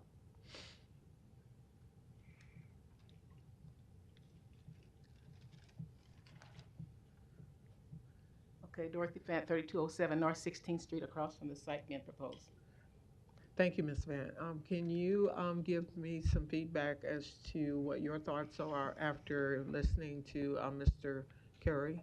Okay, my thoughts are, in the first place, we were never notified. We found out through city planning board that there was going to be, 300 feet, we have some lots there. And when I found out about it, that's when it came out. Okay, we've never had a meeting with he never called a meeting. There's churches that would probably allow us to sit down and have a community meeting. There are places that I know that most of us go to church, and old people. And there's a lot of communication that's missing. That's what I'm seeing. And you cannot fix something if you don't repair what's already broken. So I think that we need to come together, have that communication between the developer and the people. As like you say, come together on happy medium, work it out, try to figure out something. Nobody's combating him or hating him. We love him because he's one of our developers. We need him. We really need him. But we need some modification. That's what we're asking for. And some communication. Let us know. We didn't know anything about an open house. People were calling down the street and said, did you know anything about open house? No, what's that? Down the street. Okay, that's no communication. He said, we'll let you know if there's going to be a planned meeting, maybe around the 27th or whatever. We never knew anything about it. So that's all I got to say. Thank you. And there was another opponent here, the gentleman, if you could come up. Mr. Edwards. Bob Edwards, 1476 Spencer. Thank you. I just wanted to get your feedback in regards to the answers that we had from the developer, Mr. Carey. Has your viewpoint changed at all since you came up earlier? My viewpoint is that Mr. Curry will make no changes. That's my viewpoint. He's recalcitrant, and he stated as much. 2 weeks' time, 3 weeks' time would make a difference. Changing the roof line, which wouldn't cost, actually would cost less than a flat roof, wouldn't do. Modifying the garage structure wouldn't do. There are no changes that Mr. Curry will make. So your decision is pretty straightforward. Deny, lay over until there are changes, or approve. Personally, the first two would be my choice. There needs to be development in the area. In fact, instead of the 50 years you mentioned, there's been 37 new homes built in the area. On 16th Street past Lake, there's an apartment complex there that's at least 18 units that was built recently, following the PURE standards. There are other multi-unit buildings, 20th Street, the school conversion, within the last 15 years, 40 units there. There have been multiple redevelopment in the area, and they all seem to realize that this is more of a craftsman-style neighborhood. You can actually look at a 1909 Sears catalog and find several of the houses in them because several people actually bought the old Sears houses and built them. Some of those elements could be easily put on without any additional cost. It's just the will to redesign. Redesign might cost a couple of thousand, but if a couple of thousand saves you 30 or 40,000, why wouldn't you do that? Okay, thank you. Yeah. I move that we lay this over to give time for additional discussion with the developer and the community in which this property will reside. Would that be for 2 weeks? We don't meet next week? That would be till the 27th would be 1 week, well, 2 weeks, yeah, because we're not, yeah. Okay. The 27th, yes. Okay, so there's a motion to lay over for 2 weeks. I'll second to keep that on the floor. Mr. Harding, you're recognized.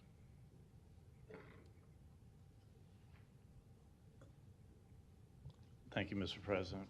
I understand that there are those concerned with what's happened at Emmett Street, but I think we're conflating the situation here. And let me explain. First of all, Mr. Curry, I appreciate your persistence, and I know I watched the planning board last week and saw what you went through on that, and here you are again kind of going through some similar things. But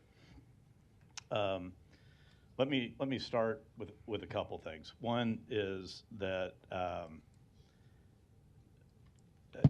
hear a lot about the community engagement, and then I hear about some of the outreach that has been done, some of the lack of organized neighborhood associations. But as it relates to making sure that the message is out there, this has been out there since November of 2023, so November of last year. And every one of those who appeared today in opposition, except for some of those that are at our weekly meeting, there were 6 people who testified in opposition.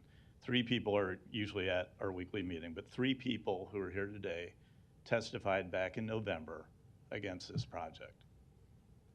So to Mr. Curry's point, whether it's 2 weeks, 2 months, 2 years, there's I don't think there's going to be changes that are going to be made that are going to appease or satisfy those who are in opposition. And here's the plan that was submitted to the planning department, which then moved to the planning board back in November of 26. Contrary to, and I've said this before, and I'm going to say it again, sorry. My wife's an architect, I am not. And I've learned to stay in my lane for the most part, but I'm going to venture out of my lane a little bit here today, because in discussing with the planning board, or I'm sorry, the planning department, when you're talking about being compatible or fitting in with the design standard or the design of the neighborhood, you're not looking to replicate or duplicate every single item or every single home that's on that block. Because like each of us, we have all of our own individual traits that we bring to the table, but that's what makes up the neighborhood, is not only the differences, but some of those similarities. And so as it relates to, and I'm sorry, Don, if you wouldn't mind, if you could put up on the Elmo there, the plan that was submitted to the planning board in November, and just some of the elevations.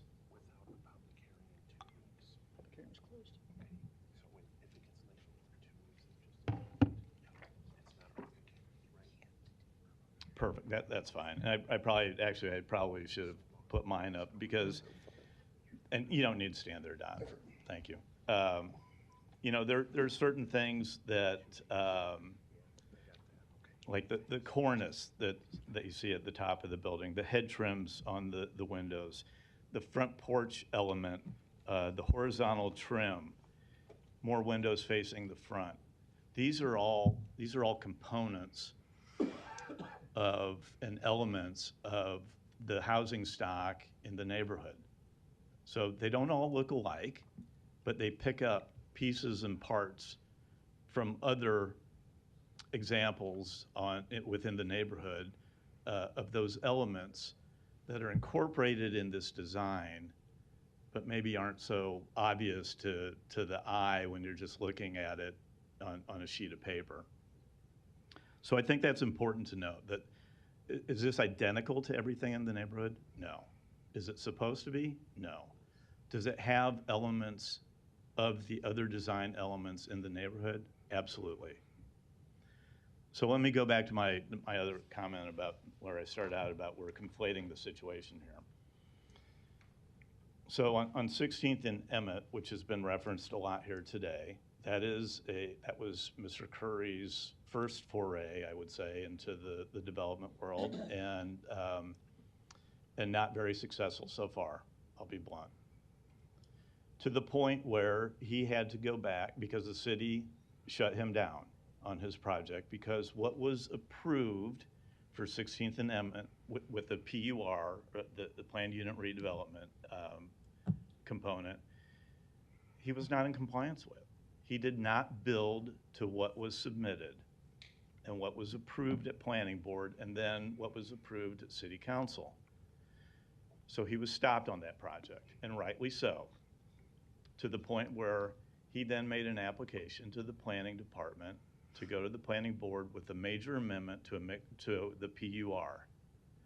And that was last Wednesday. And the planning department recommended denial. The planning board denied it. I think it was unanimous. Which also means that if Mr. Curry were to bring that to the next step, which would be the council, he would actually need 5 votes to have that approved. And I've told Mr. Curry in our conversations that if that came to us today, I would flat out say no. Because what was originally submitted, what was originally discussed, what was originally approved is not what he built. But this is a different project. Did he fail? Not fail. You have not delivered on the first project. But this, in my mind, is a different project. Now I gotta tell you, I'm probably sitting next to a guy who probably knows better than I how many developers there have been in Omaha and elsewhere that have had failed projects coming out of the gate or have had to declare bankruptcy 2 or 3 times. But I'd also tell you one of those developers is probably one of the largest developers of multifamily in Omaha today. So Mr. Curry, to his credit, I think has said, look, it's on me. 16th and Emmett is on me. I'm gonna work that out. I'm gonna figure that out. But that's not what we're here to discuss today. We're talking about 16th and Spencer. He has gone through the process. There's been plenty of public engagement and engagement opportunities. And because of the fact that there aren't many organized neighborhood associations, I think there has been some outreach, and to Mr. Higgins, I think Mr. Higgins might have been a little hard on himself, but to his comments about, maybe we could have done more, yes, we always can look back and say we could have done more.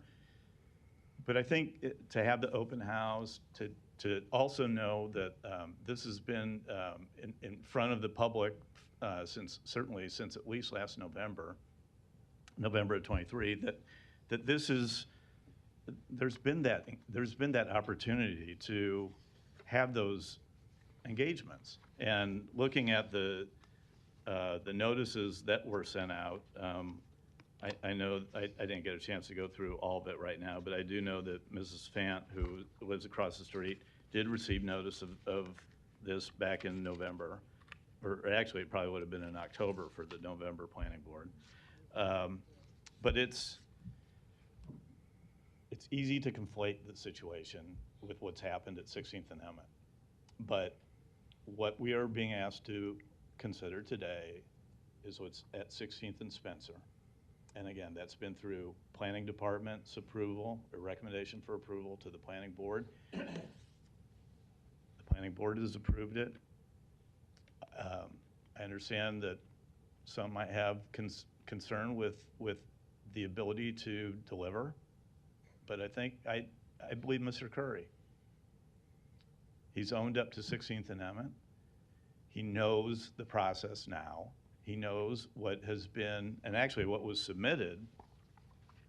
The planning department made some additional recommendations for approval of the PUR, which was to include the primary material needed to include more brick, and that was to wrap the brick around the adjacent sides to at least 15 feet. That was not part of the original proposal, what he submitted, but it was a requirement from the planning department to move forward, which is part of the PUR now.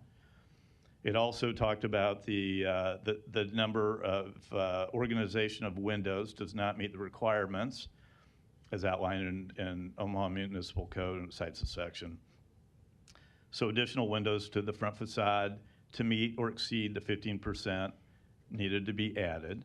The composition of the windows needs to express an orderly system both vertically and horizontally. So part of my point is that what was originally submitted and what was discussed with Mr. Curry as components or requirements to move forward to make it even more compatible with the neighborhood. And that's why you have a PUR, so that you have that document to say, this is what you need to build to. And again, what happened at 16th and M is regrettable, but he's trying to work that out. That's not what we're here for today. So 2 weeks, 2 months, 2 years isn't going to make a difference about how those who are not in favor of this at this point isn't going to change. Time is money. And I think Mr. Curry deserves the opportunity to move forward on this project. He's complied with every requirement needed for this project. And I will vote against laying this over, and I will vote to move this forward if given the opportunity. Thank you. Mr. Hugg, you're recognized. Oh, where are we? Come up to the podium, sir.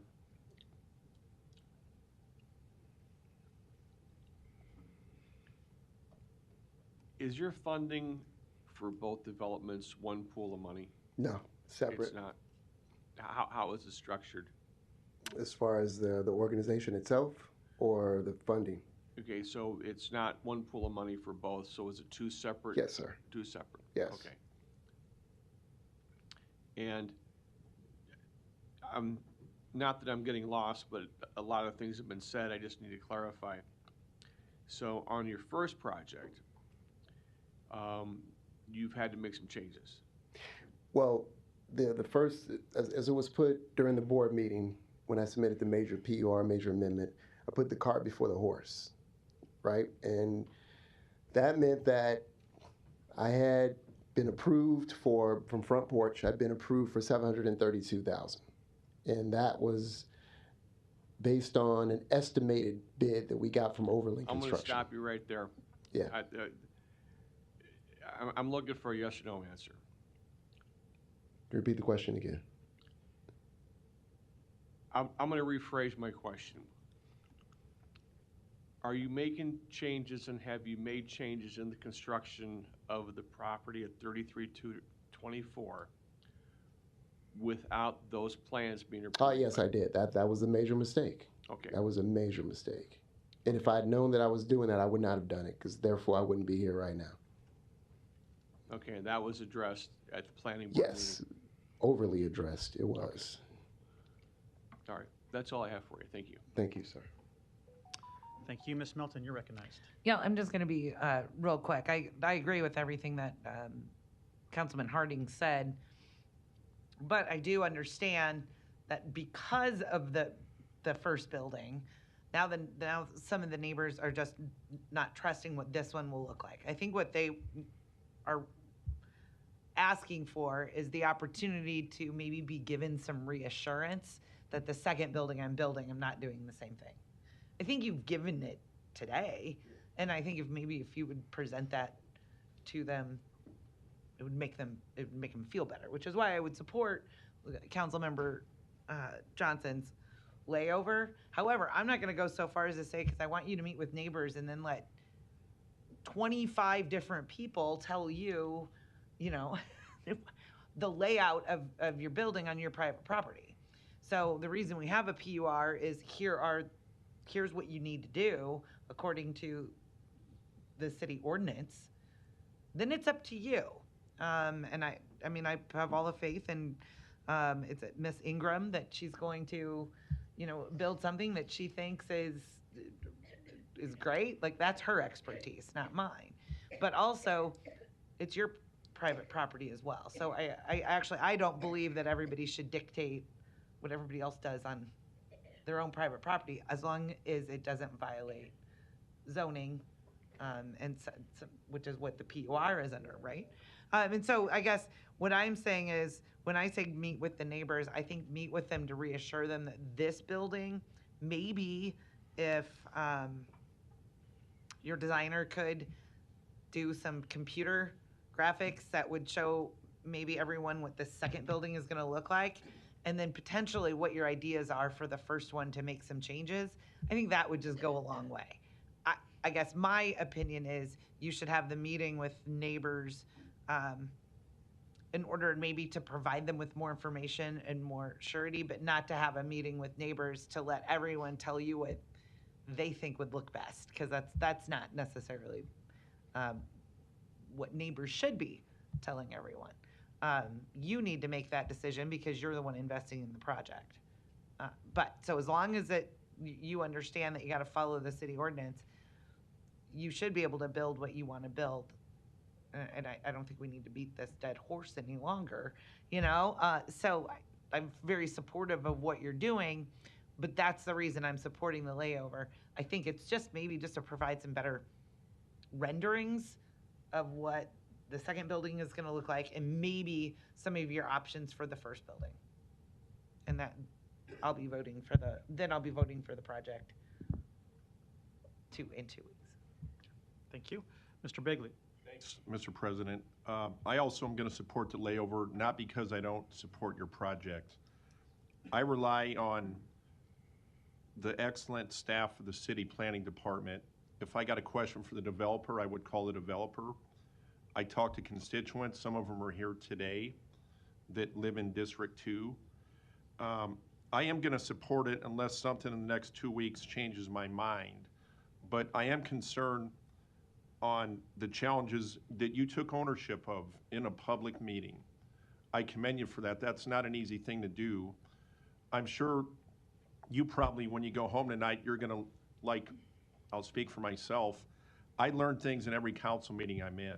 And I'm sure you as a human being that wants to do betterment in your community, and a lot of the folks that are here today that are upset or have challenges with what you're doing or applauding what you're doing for affordable units in North Omaha, somebody by your own account that you grew up close by where you're developing, right?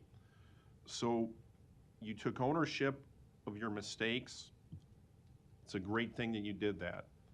I really do believe that you learned from them, and you're learning today probably from the challenges you had as you want to better your community that you grew up in. So I am going to support the layover for 2 weeks. I got some questions for the planning department that I can't get answered right now. That's another reason I want to lay it over, because I do want to get some things clear in my mind on the different things we discussed today. But I do thank you for investing in your community for affordable housing that is in desperate need in the community, in the country for that matter. But that's my reasons for wanting to lay this over, that I'll be supporting the layover. And I'll look forward to in 2 weeks, and hopefully, as Councilmember Melton put it, that you're not going to change a lot of minds probably. I've been in those meetings in my district, but talk less and listen more. That's the best advice, I think, to listen to people that live in the area, live in that community, and we'll see you in 2 weeks. Thanks. Thank you. Mr. Rowe. Thank you, Mr. President. I agree with a few things that Mr. Begley said and a lot of what Mr. Harding said. I also trust and believe in our planning department, and I trust the 7 members on the planning board. And as Mr. Harding said, this is a separate issue than what is going on 16th and Emmett. And so I find it hard, I'm going to find it hard to not approve this ordinance on Spencer, on 16th and Spencer, just because I think they stand alone. And you came with humility and talked about Emmett Street, and I think you do have to reach out to the community. You're going to need to go hard on community engagement on the next proposal for Emmett Street, for the proposal on Wirt Street, the proposal on Burdette Street. I mean, those are all, you've learned that lesson as well as the other lessons, but I think these stand alone. I'll vote no on the layover. I think it's not going to really change anybody's mind. I think we can just make a decision today and go forward with a trust that you are going to engage in with the community on those future projects in a better manner than you did in these past. Thank you. There's no further lights. There's a motion to lay over for 2 weeks and a second. Roll call. Harding. Hug. Johnson. Melton. Rowe. Bagley. Mr. President. Yes. Motion passed 5-2. Thank you for your testimony. Item 29, a resolution to approve the no-dough tax increment financing redevelopment project plan located southeast of Nicholas and 12th Streets in an amount up to $1,902,663. Public hearing and vote on number 29 is today. Proponents, please.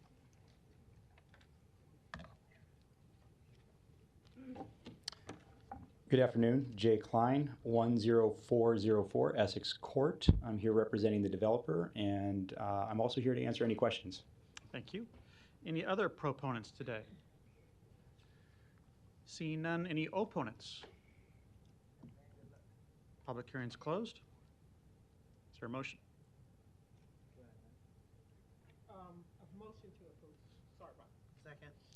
Motion to approve in a second. Roll call. Harding. Hug. Johnson. Melton. Rowe. Bagley. Mr. President. Yes. Motion passed 7-0. Item 30, a resolution to approve the Walter Apartments tax increment financing redevelopment project plan located at 807 South 50th Street in an amount up to $1,938,647. Public hearing and vote on number 30 is today. Proponents, please. Good afternoon, Ryan Spellman, 9951 Harney Parkway North.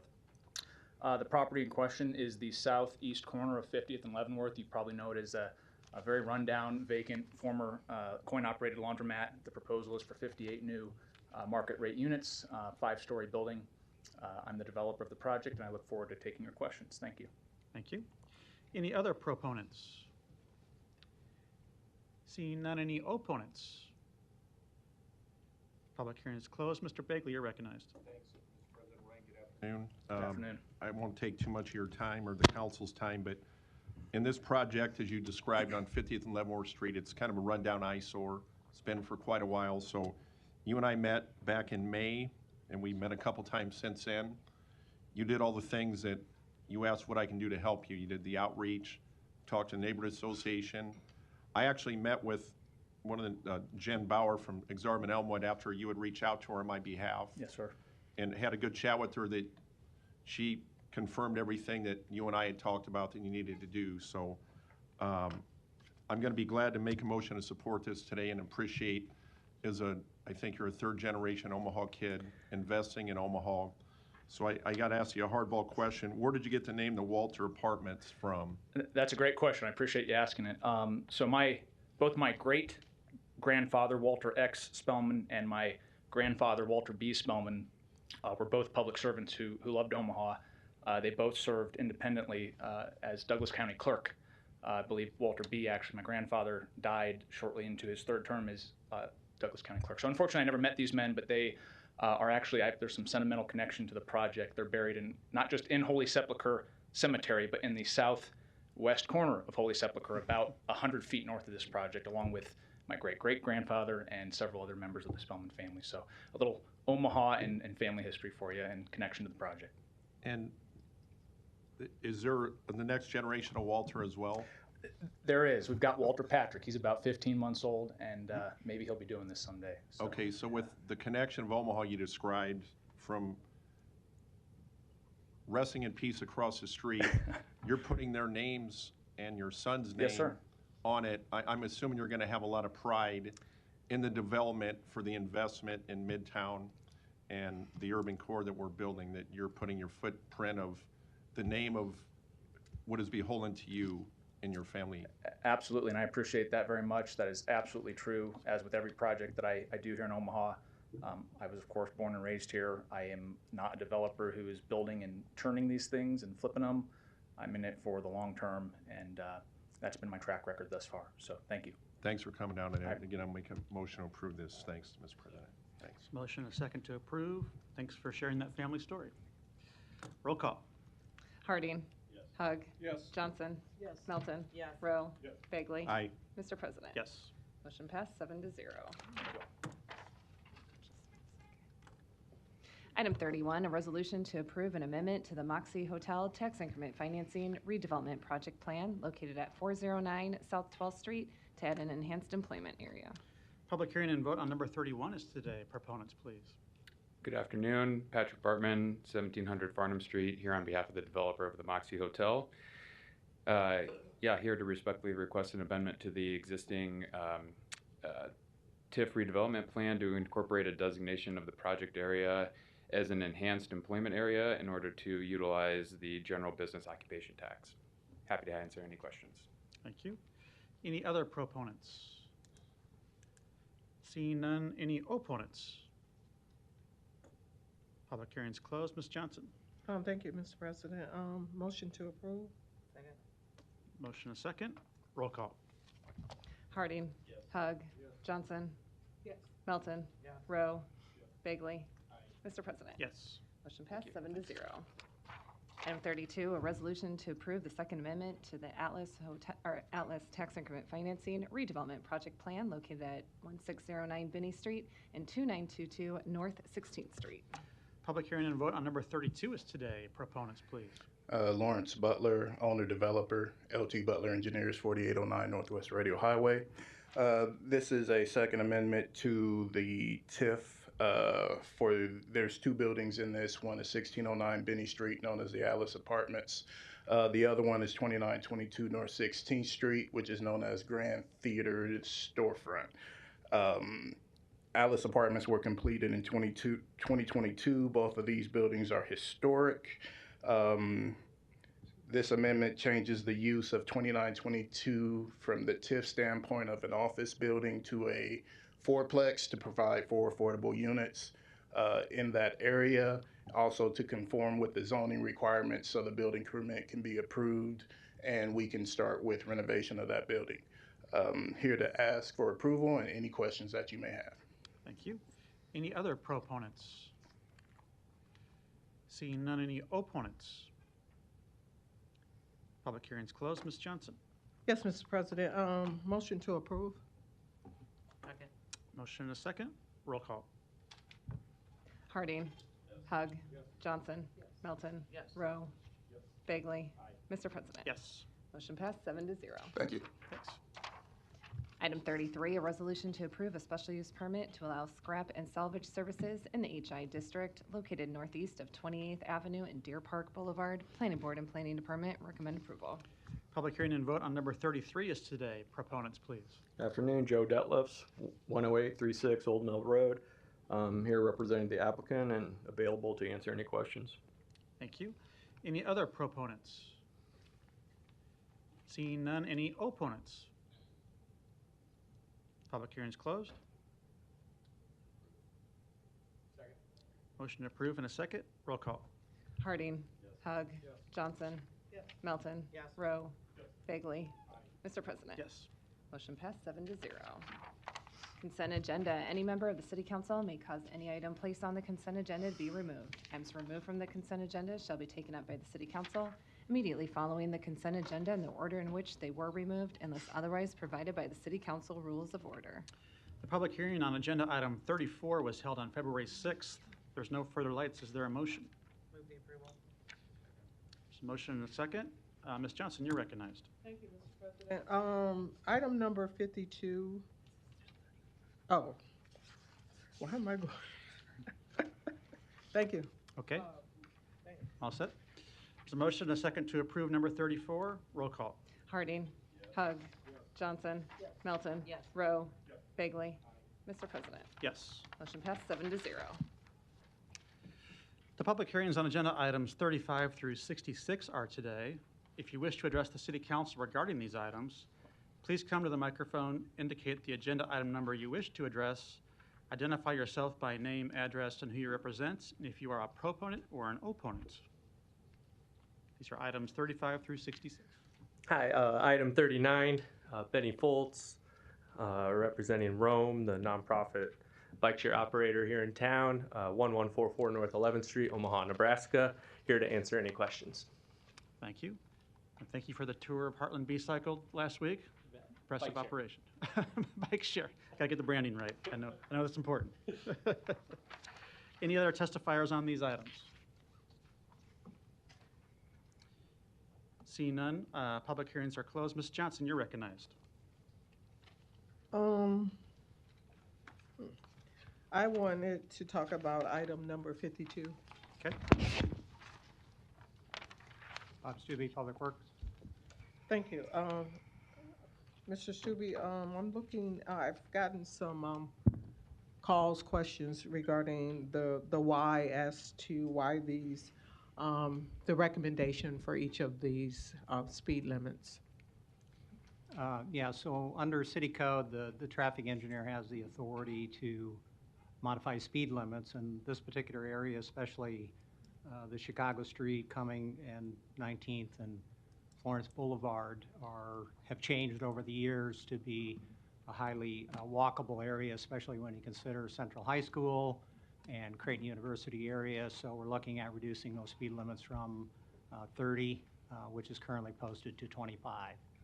The one on 156th Street from Dodge to Pacific has been improved lately from an old county road 2-lane section to a 4-lane divided street that warrants increasing the speed limit on the old county road section from 40 mile an hour to 45.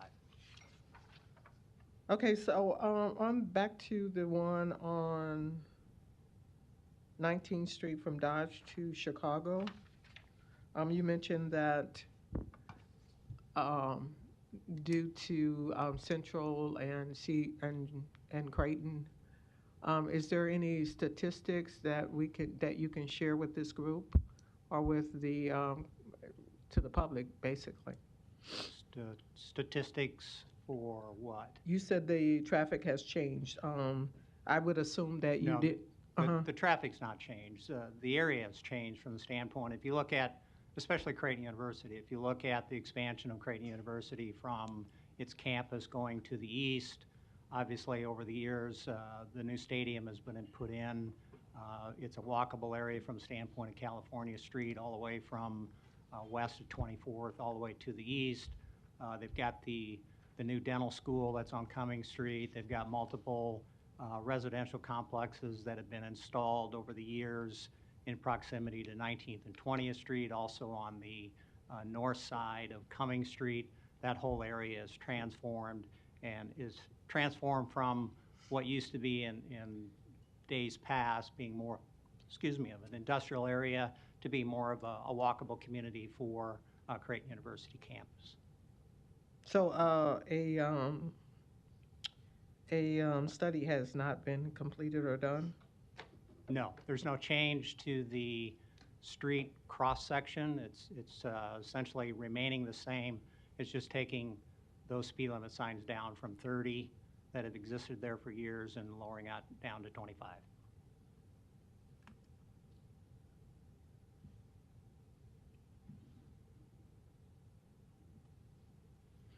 So similar questions regarding Florence Boulevard to Chicago Street to Cumming?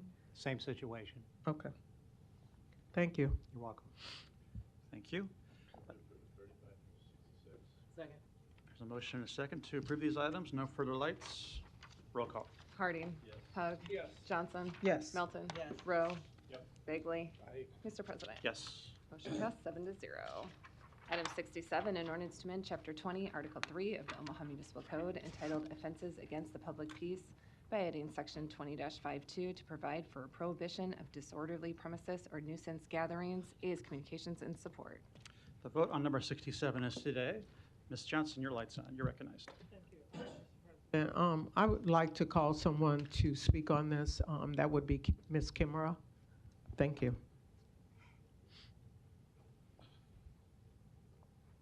Hello, council members. Kimura Snipes, 1729 South 12th Street, Omaha, Nebraska, 68108. I really appreciate the last minute opportunity to speak on this item, especially since the public comment portion was last week. I'm aware of that. For some reason, when people want to express themselves without having to physically express themselves, oftentimes they call me. And so, because I have a high sense of responsibility, I felt an obligation to speak today. This ordinance was actually brought to my attention by several residents representing a little over 175 people and business owners in and around Omaha, from North Omaha, South Omaha, Millard, Rawson, and even people who live in Bellevue. Of course, not only do I get the concerns, but I also get what we know as the tea. Tea such as why this ordinance may or may not have been created or who it may or may not have been designed to get rid of. That's neither here nor there for me. As someone who works her butt off to build trust between residents and the city and to bring the assets of our community together, and by assets I mean the residents, the associations, the businesses, reading over it did concern me. My first concern is that this ordinance causes, in my opinion, a serious government overreach by attempting to regulate what private property owners do and host on their own properties. This could deter businesses like bars and restaurants from doing business within the city out of fear for violating the ordinance. I also think about events such as the College World Series and other outdoor events that many of us are able to enjoy. A lot of that is put at risk as well. I would hate to let one organization or a couple be the reason for the lack of business for many, especially when that same business has not been on the radar for quite some time. And I just say that through my experience from attending Omaha 360 weekly, as I have since 2015. And there were a few months where an establishment was consistently being talked about and discussed.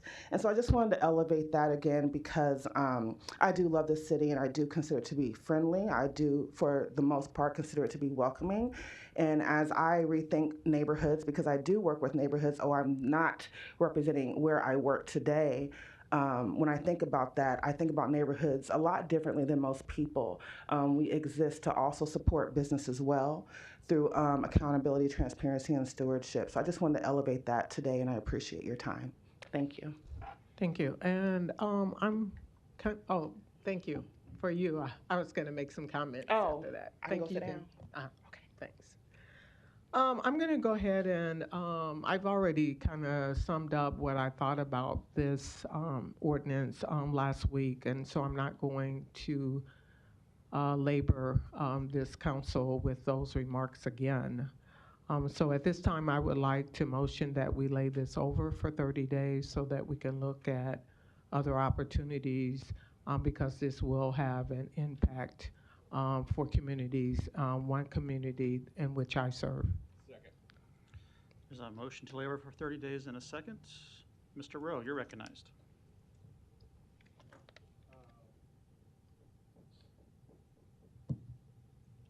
I have no comment. I was going to make a motion, but yeah, I'll let it go. I'll vote on the layover. Okay. Mr. Understood. Thank you. Mr. Bagley, you're recognized. Thanks, Mr. President. I made my comments last week regarding my feelings on this, and I appreciate Ms. Snipes coming down and all the work you do in the community and in the neighborhoods in general. So that's my comment. Thanks, Mr. President. Thank you. There are no further lights. There's a motion to lay over for 30 days. And just to clarify, that'd be March 12th? March 12th meeting.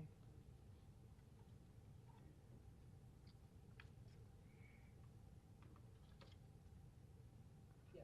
Okay. Thanks for that clarification. It'll be laid over to March 12th. Roll call. Harding. No. Hug. Yes. Johnson. Yes. Melton. No. Rowe. No.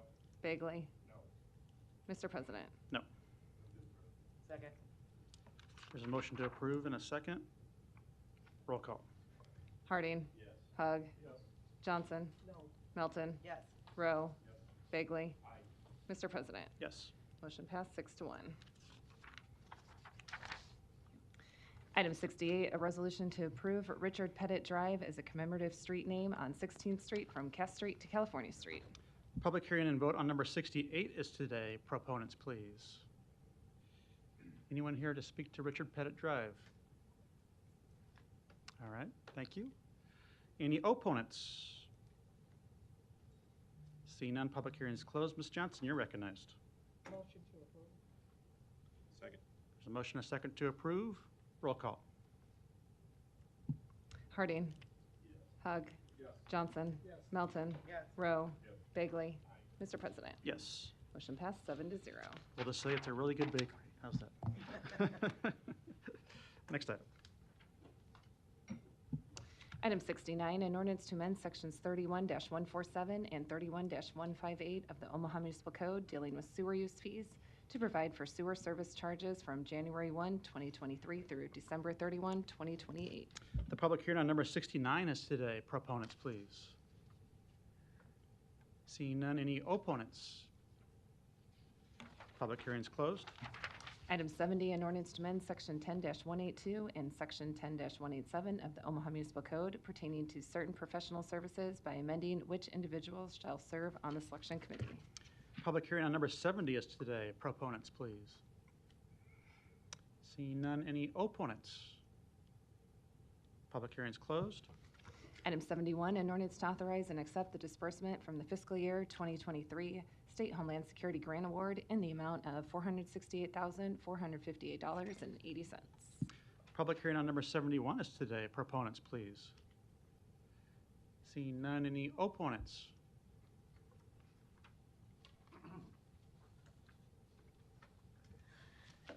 Larry Store, 5015 Lafayette Avenue, Omaha 68132. I'm opposed to any federal grant right now that involves federal emergency management.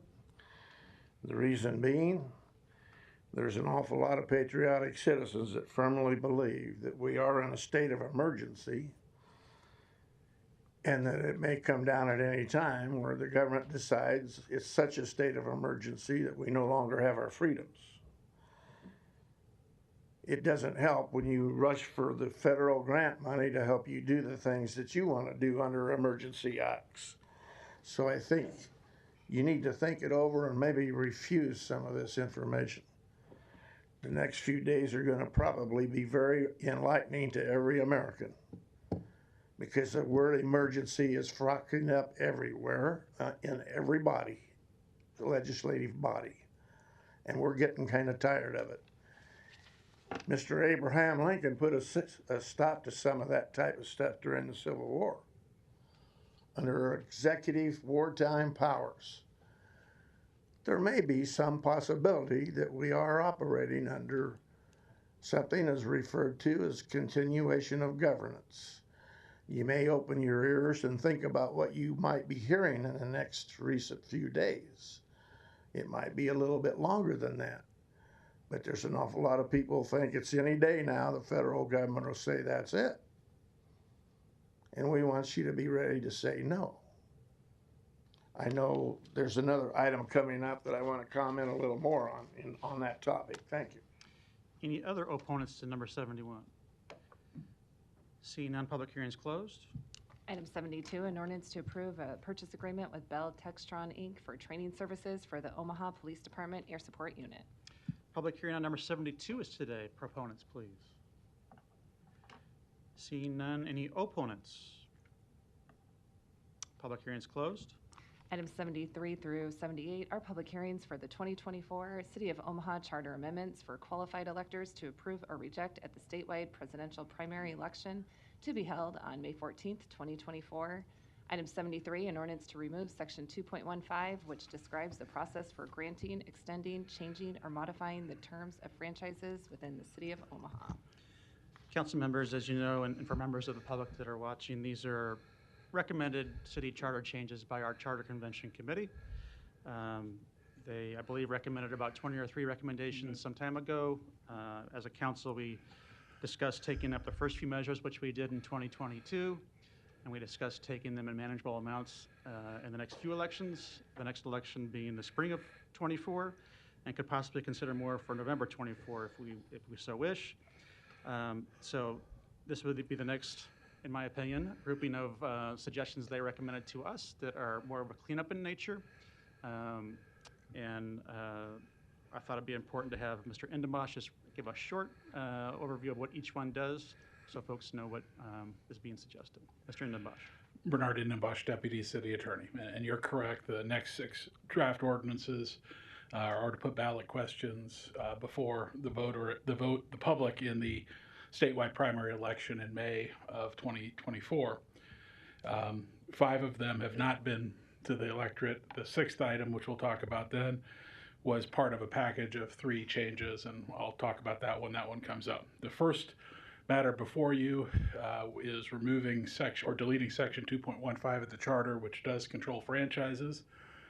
The feeling is the state had adopted a number of laws regulating those franchises, and that it was nonsensical, and we had our power superseded, in fact, because of the state authority in the area. That's the basis of the recommendation by the Charter Convention in 2022. Thank you. Any other proponents to number 73? Seeing none, any opponents? Public hearing is closed. Item 74, an ordinance to amend section 3.12 to add stormwater management to the list of functions and programs assigned to the Public Works Department. Public hearing on number 74 is today. Mr. Endenbosch. Bernard Endenbosch, Deputy City Attorney. This is probably the most obvious of cleanup. It is section 3.12 of the charter describes what the function of the Public Works Department does. It omitted stormwater management, which has become a big part of what they perform. That must not have been one of the things that was considered back in 1957 when the charter was first authored. So it adds that particular function, which is obviously a significant function performed by our Public Works Department. So it just adds stormwater management to the list of assignments from the Public Works Department. About $2 billion worth at the moment. Any other proponents on this item? Luis Jimenez, 2709 Dewey Avenue. Omaha has been polluting the environment in so much that the city has to pay a I guess a fee to the government, U.S. government, and also to the state government. So they're buying into polluting, and it has to do with the management of our stormwaters. We have a lot of political entities that aren't regulated to benefit the environment, and I'm up here so I can tell you on this item that pollution is horrible with the wastewater. The pollution goes and it doesn't get cleared up until you get past Kansas City. That's how much pollution Omaha is putting into the Missouri River. You've known this, and it's going to take a lot of investment to clean it up. But I appreciate the fact that you said that this is a grouping of the proposed charter changes. I think maybe some regulatory items to the water management, waste management would be appropriate. Okay, thank you. Thanks a lot. Any other proponents on 74? Seeing none, any opponents? Public hearing is closed. Item 75, an ordinance to amend section 5.21 concerning the disposal of personal property from the purchasing division and purchasing agent to the finance department and finance director, and in section 5.23 to provide that the city treasurer is a classified employee hired through the competitive testing process. Public hearing on number 75 is today. Proponents, please. Bernard Endenbosch, Deputy City Attorney. Of course, another couple cleanup items. The first item concerns the disposal of property. The references in 5.21 of the charter predated our merger with Douglas County to take over the purchasing function, and they provide a process for doing it.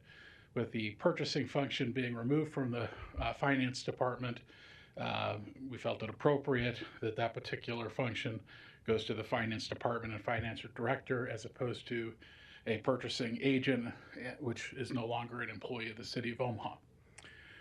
Section 5.23 is again If we go back 15 years, the city of Omaha did not have a city treasurer. The county treasurer acted as the treasurer for both, or maybe 20 years. That was changed back in the charter in between 2005 and 2010. The reality is we've now created a city treasurer position which reports to the finance director. Like all of our positions, it's a classified service position, and this makes very specific that that particular position will be a classified city position that's hired through competitive testing as opposed through appointment. Thank you. Any other proponents? Seeing none, any opponents? Public hearing is closed. Item 76, an ordinance to amend Section 8.13 to establish the process to provide for an acting mayor in the event that a public disaster results in the death or disability of the mayor and the entire city council. Public hearing on number 76 is today. Proponents, please. Bernard Idenbosch, Deputy City Attorney. This particular recommendation by the Charter Convention recognized that there may be cases where there's a public disaster, and obviously at the time that they had their convention in 2022, you had some incidents that happened in 2020 between COVID as well as the George Floyd protests, where there was some potential concern that if for whatever reason there was a disability of the mayor and the council in its entirety, we didn't have anything in our system to provide for someone to temporarily run the government until such time as we could get new elected officials. And that's what this purports to do. And basically, if the mayor and the entire council, so all 8 of those people, are unable to perform their duties, a surviving member of the cabinet would act in that position contingent upon the length of service, and they would also have to be a citizen or a resident of the city of Omaha. So that was a concern that the Charter Convention had, and wanted really to address primarily what occurred with COVID in 2020 and some of the unusual things that occurred because of that. Thank you. Any other proponents? Seeing none, any opponents?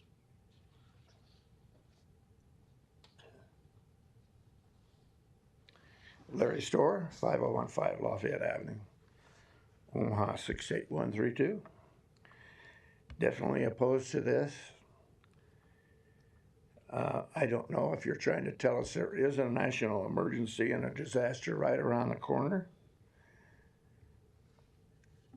A lot of the political bodies across the nation are passing these emergency things and declaring an emergency, even down at the State House in Lincoln. Since an emergency exists, they say. That gives you powers to do what you ordinarily would not be able to do because you work for the citizens. The citizens do not work for you. This is maybe unconstitutional, but it smacks of the last election routine where you tried to put a similar thing about removing the mayor under a similar to Article 25th Amendment of the Constitution. That when the mayor is not present or unable to be present, doesn't want to be present, et cetera, that you people could find a way to replace her temporarily with somebody on this board, I guess. So it makes people like me who feel that there is some problem with government, suspicious problems, that you'll sneak in with an amendment and make this a get rid of the mayor thing and strike all this language with an amendment that we cannot speak about. That's the way you seem to operate. So will it show up next week or a few weeks from now with the language stricken to replace with "we hereby declare an emergency and the mayor's out of town, so we will replace her under a 25th Amendment style thing"? Please don't try it. The citizens are watching. Thank you. Thank you. A reminder that all these items, if they're approved today, actually go to the ballot for voters to decide. Mr. Jimenez, go ahead. Thank you, Mr. President. Luis Jimenez, 2709 Dew Avenue. So this is an example of a non-issue that was brought before the convention. When you go through a process that the convention went through, you get items like this, like the 7 of you are going to die, and then the mayor's going to die, and then the 7 of you. Robert's Rules of Order already provides a way for your meetings to be presided. So this is a ballot initiative that you're going to put on it, and what are they say? Oh my God, 8 people that run our lives, or that help run our lives, are going to die. That's not true. That's not going to happen. So I hope that at the end of this, all this process, we can look back and you see these items that were passed and they said we did some change because we only have 10 years in between to make a change. For example, the sewage that goes through Missouri River, as I was talking about earlier, that's a huge issue. Where are you going to get the money? Gotta stay on the topic. Okay, well, as an example that this is one of those things that really is not an issue for the voters. Like, remember when you replaced Mr. Hug? Did the voters have much to say about it? You still have, and I support Mr. Hug. I think you're the best option for the District 4. But all right, you gotta stay on topic here. But my point being is this. Let's get some things before the voters that are going to have an impact within the next 10 years, or are going to be relevant and pertinent within the next 10 years. Thank you. All right, thank you. Any other opponents to number 76? Public hearing is closed.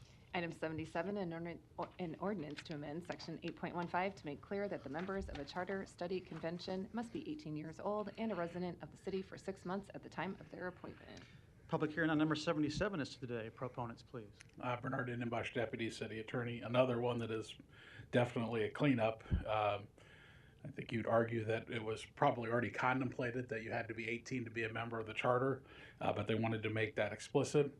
And secondly, they wanted to put a 6-month term that you had to be in the city for 6 months, either lived or annexed by, to make it consistent with some of the other language necessary for people who serve on this council or as mayor. So they wanted to make that explicit, make it clear, and make it clear for those people who were interested in serving on future charter conventions what the qualifications were.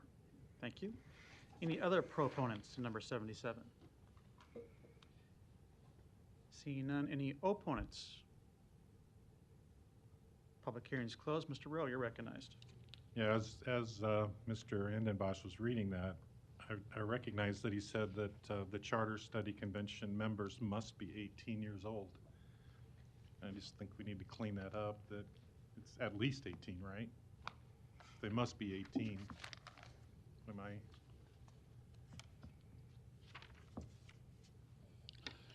And I appreciate your point. I think for purposes of statutory interpretation, must be 18 has meant at least 18 is how it's been interpreted across the board, and it mirrors language that we have in other parts of our charter. Okay, that's why I'm not an attorney.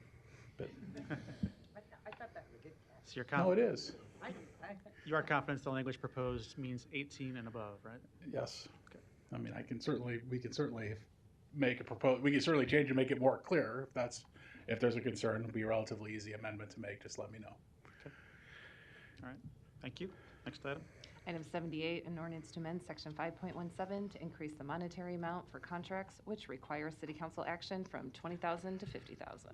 Public hearing on number 78 is today. Proponents, please.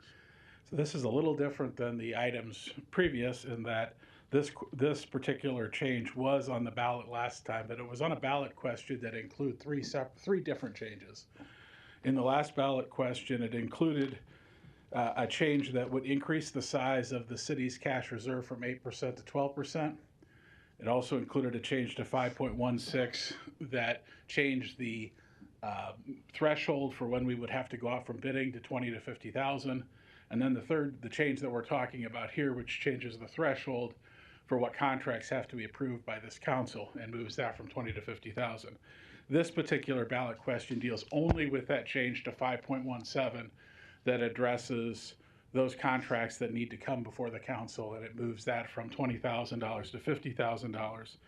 That was originally proposed, quite frankly, to make it consistent with Douglas County and other governmental entities that have all increased their limits. Our $20,000 number has been in the charter since its inception in 1957. Obviously the feeling of the Charter Convention as things changed, but it was also a desire to become consistent with some of the other governmental entities. So I think there was some concern that perhaps those other two items that might have been on the ballot with this particular question may have had a negative influence, and so this will be on the ballot on its own for approval, for decision by the voters as to whether to make the change or not. Okay, thank you. Any other proponents? Seeing none, any opponents? Public hearing's closed. Non-action items, items 79 through 91, do not require public hearing or city council consideration at this meeting, but will be placed on a future agenda for public hearing and or vote. The reason for non-action is noted after the item on the agenda, as well as the date the item is expected to appear on agenda for consideration. Is there a motion to adjourn? Motion and a second. Roll call. Harding. Hug. No. Johnson. Yes. Melton. Yes. Rowe. Yes. Bagley. Aye. Mr. President. Yes. Motion passed 6-1. Meeting is adjourned at 4:41. And happy Valentine's Day, everybody.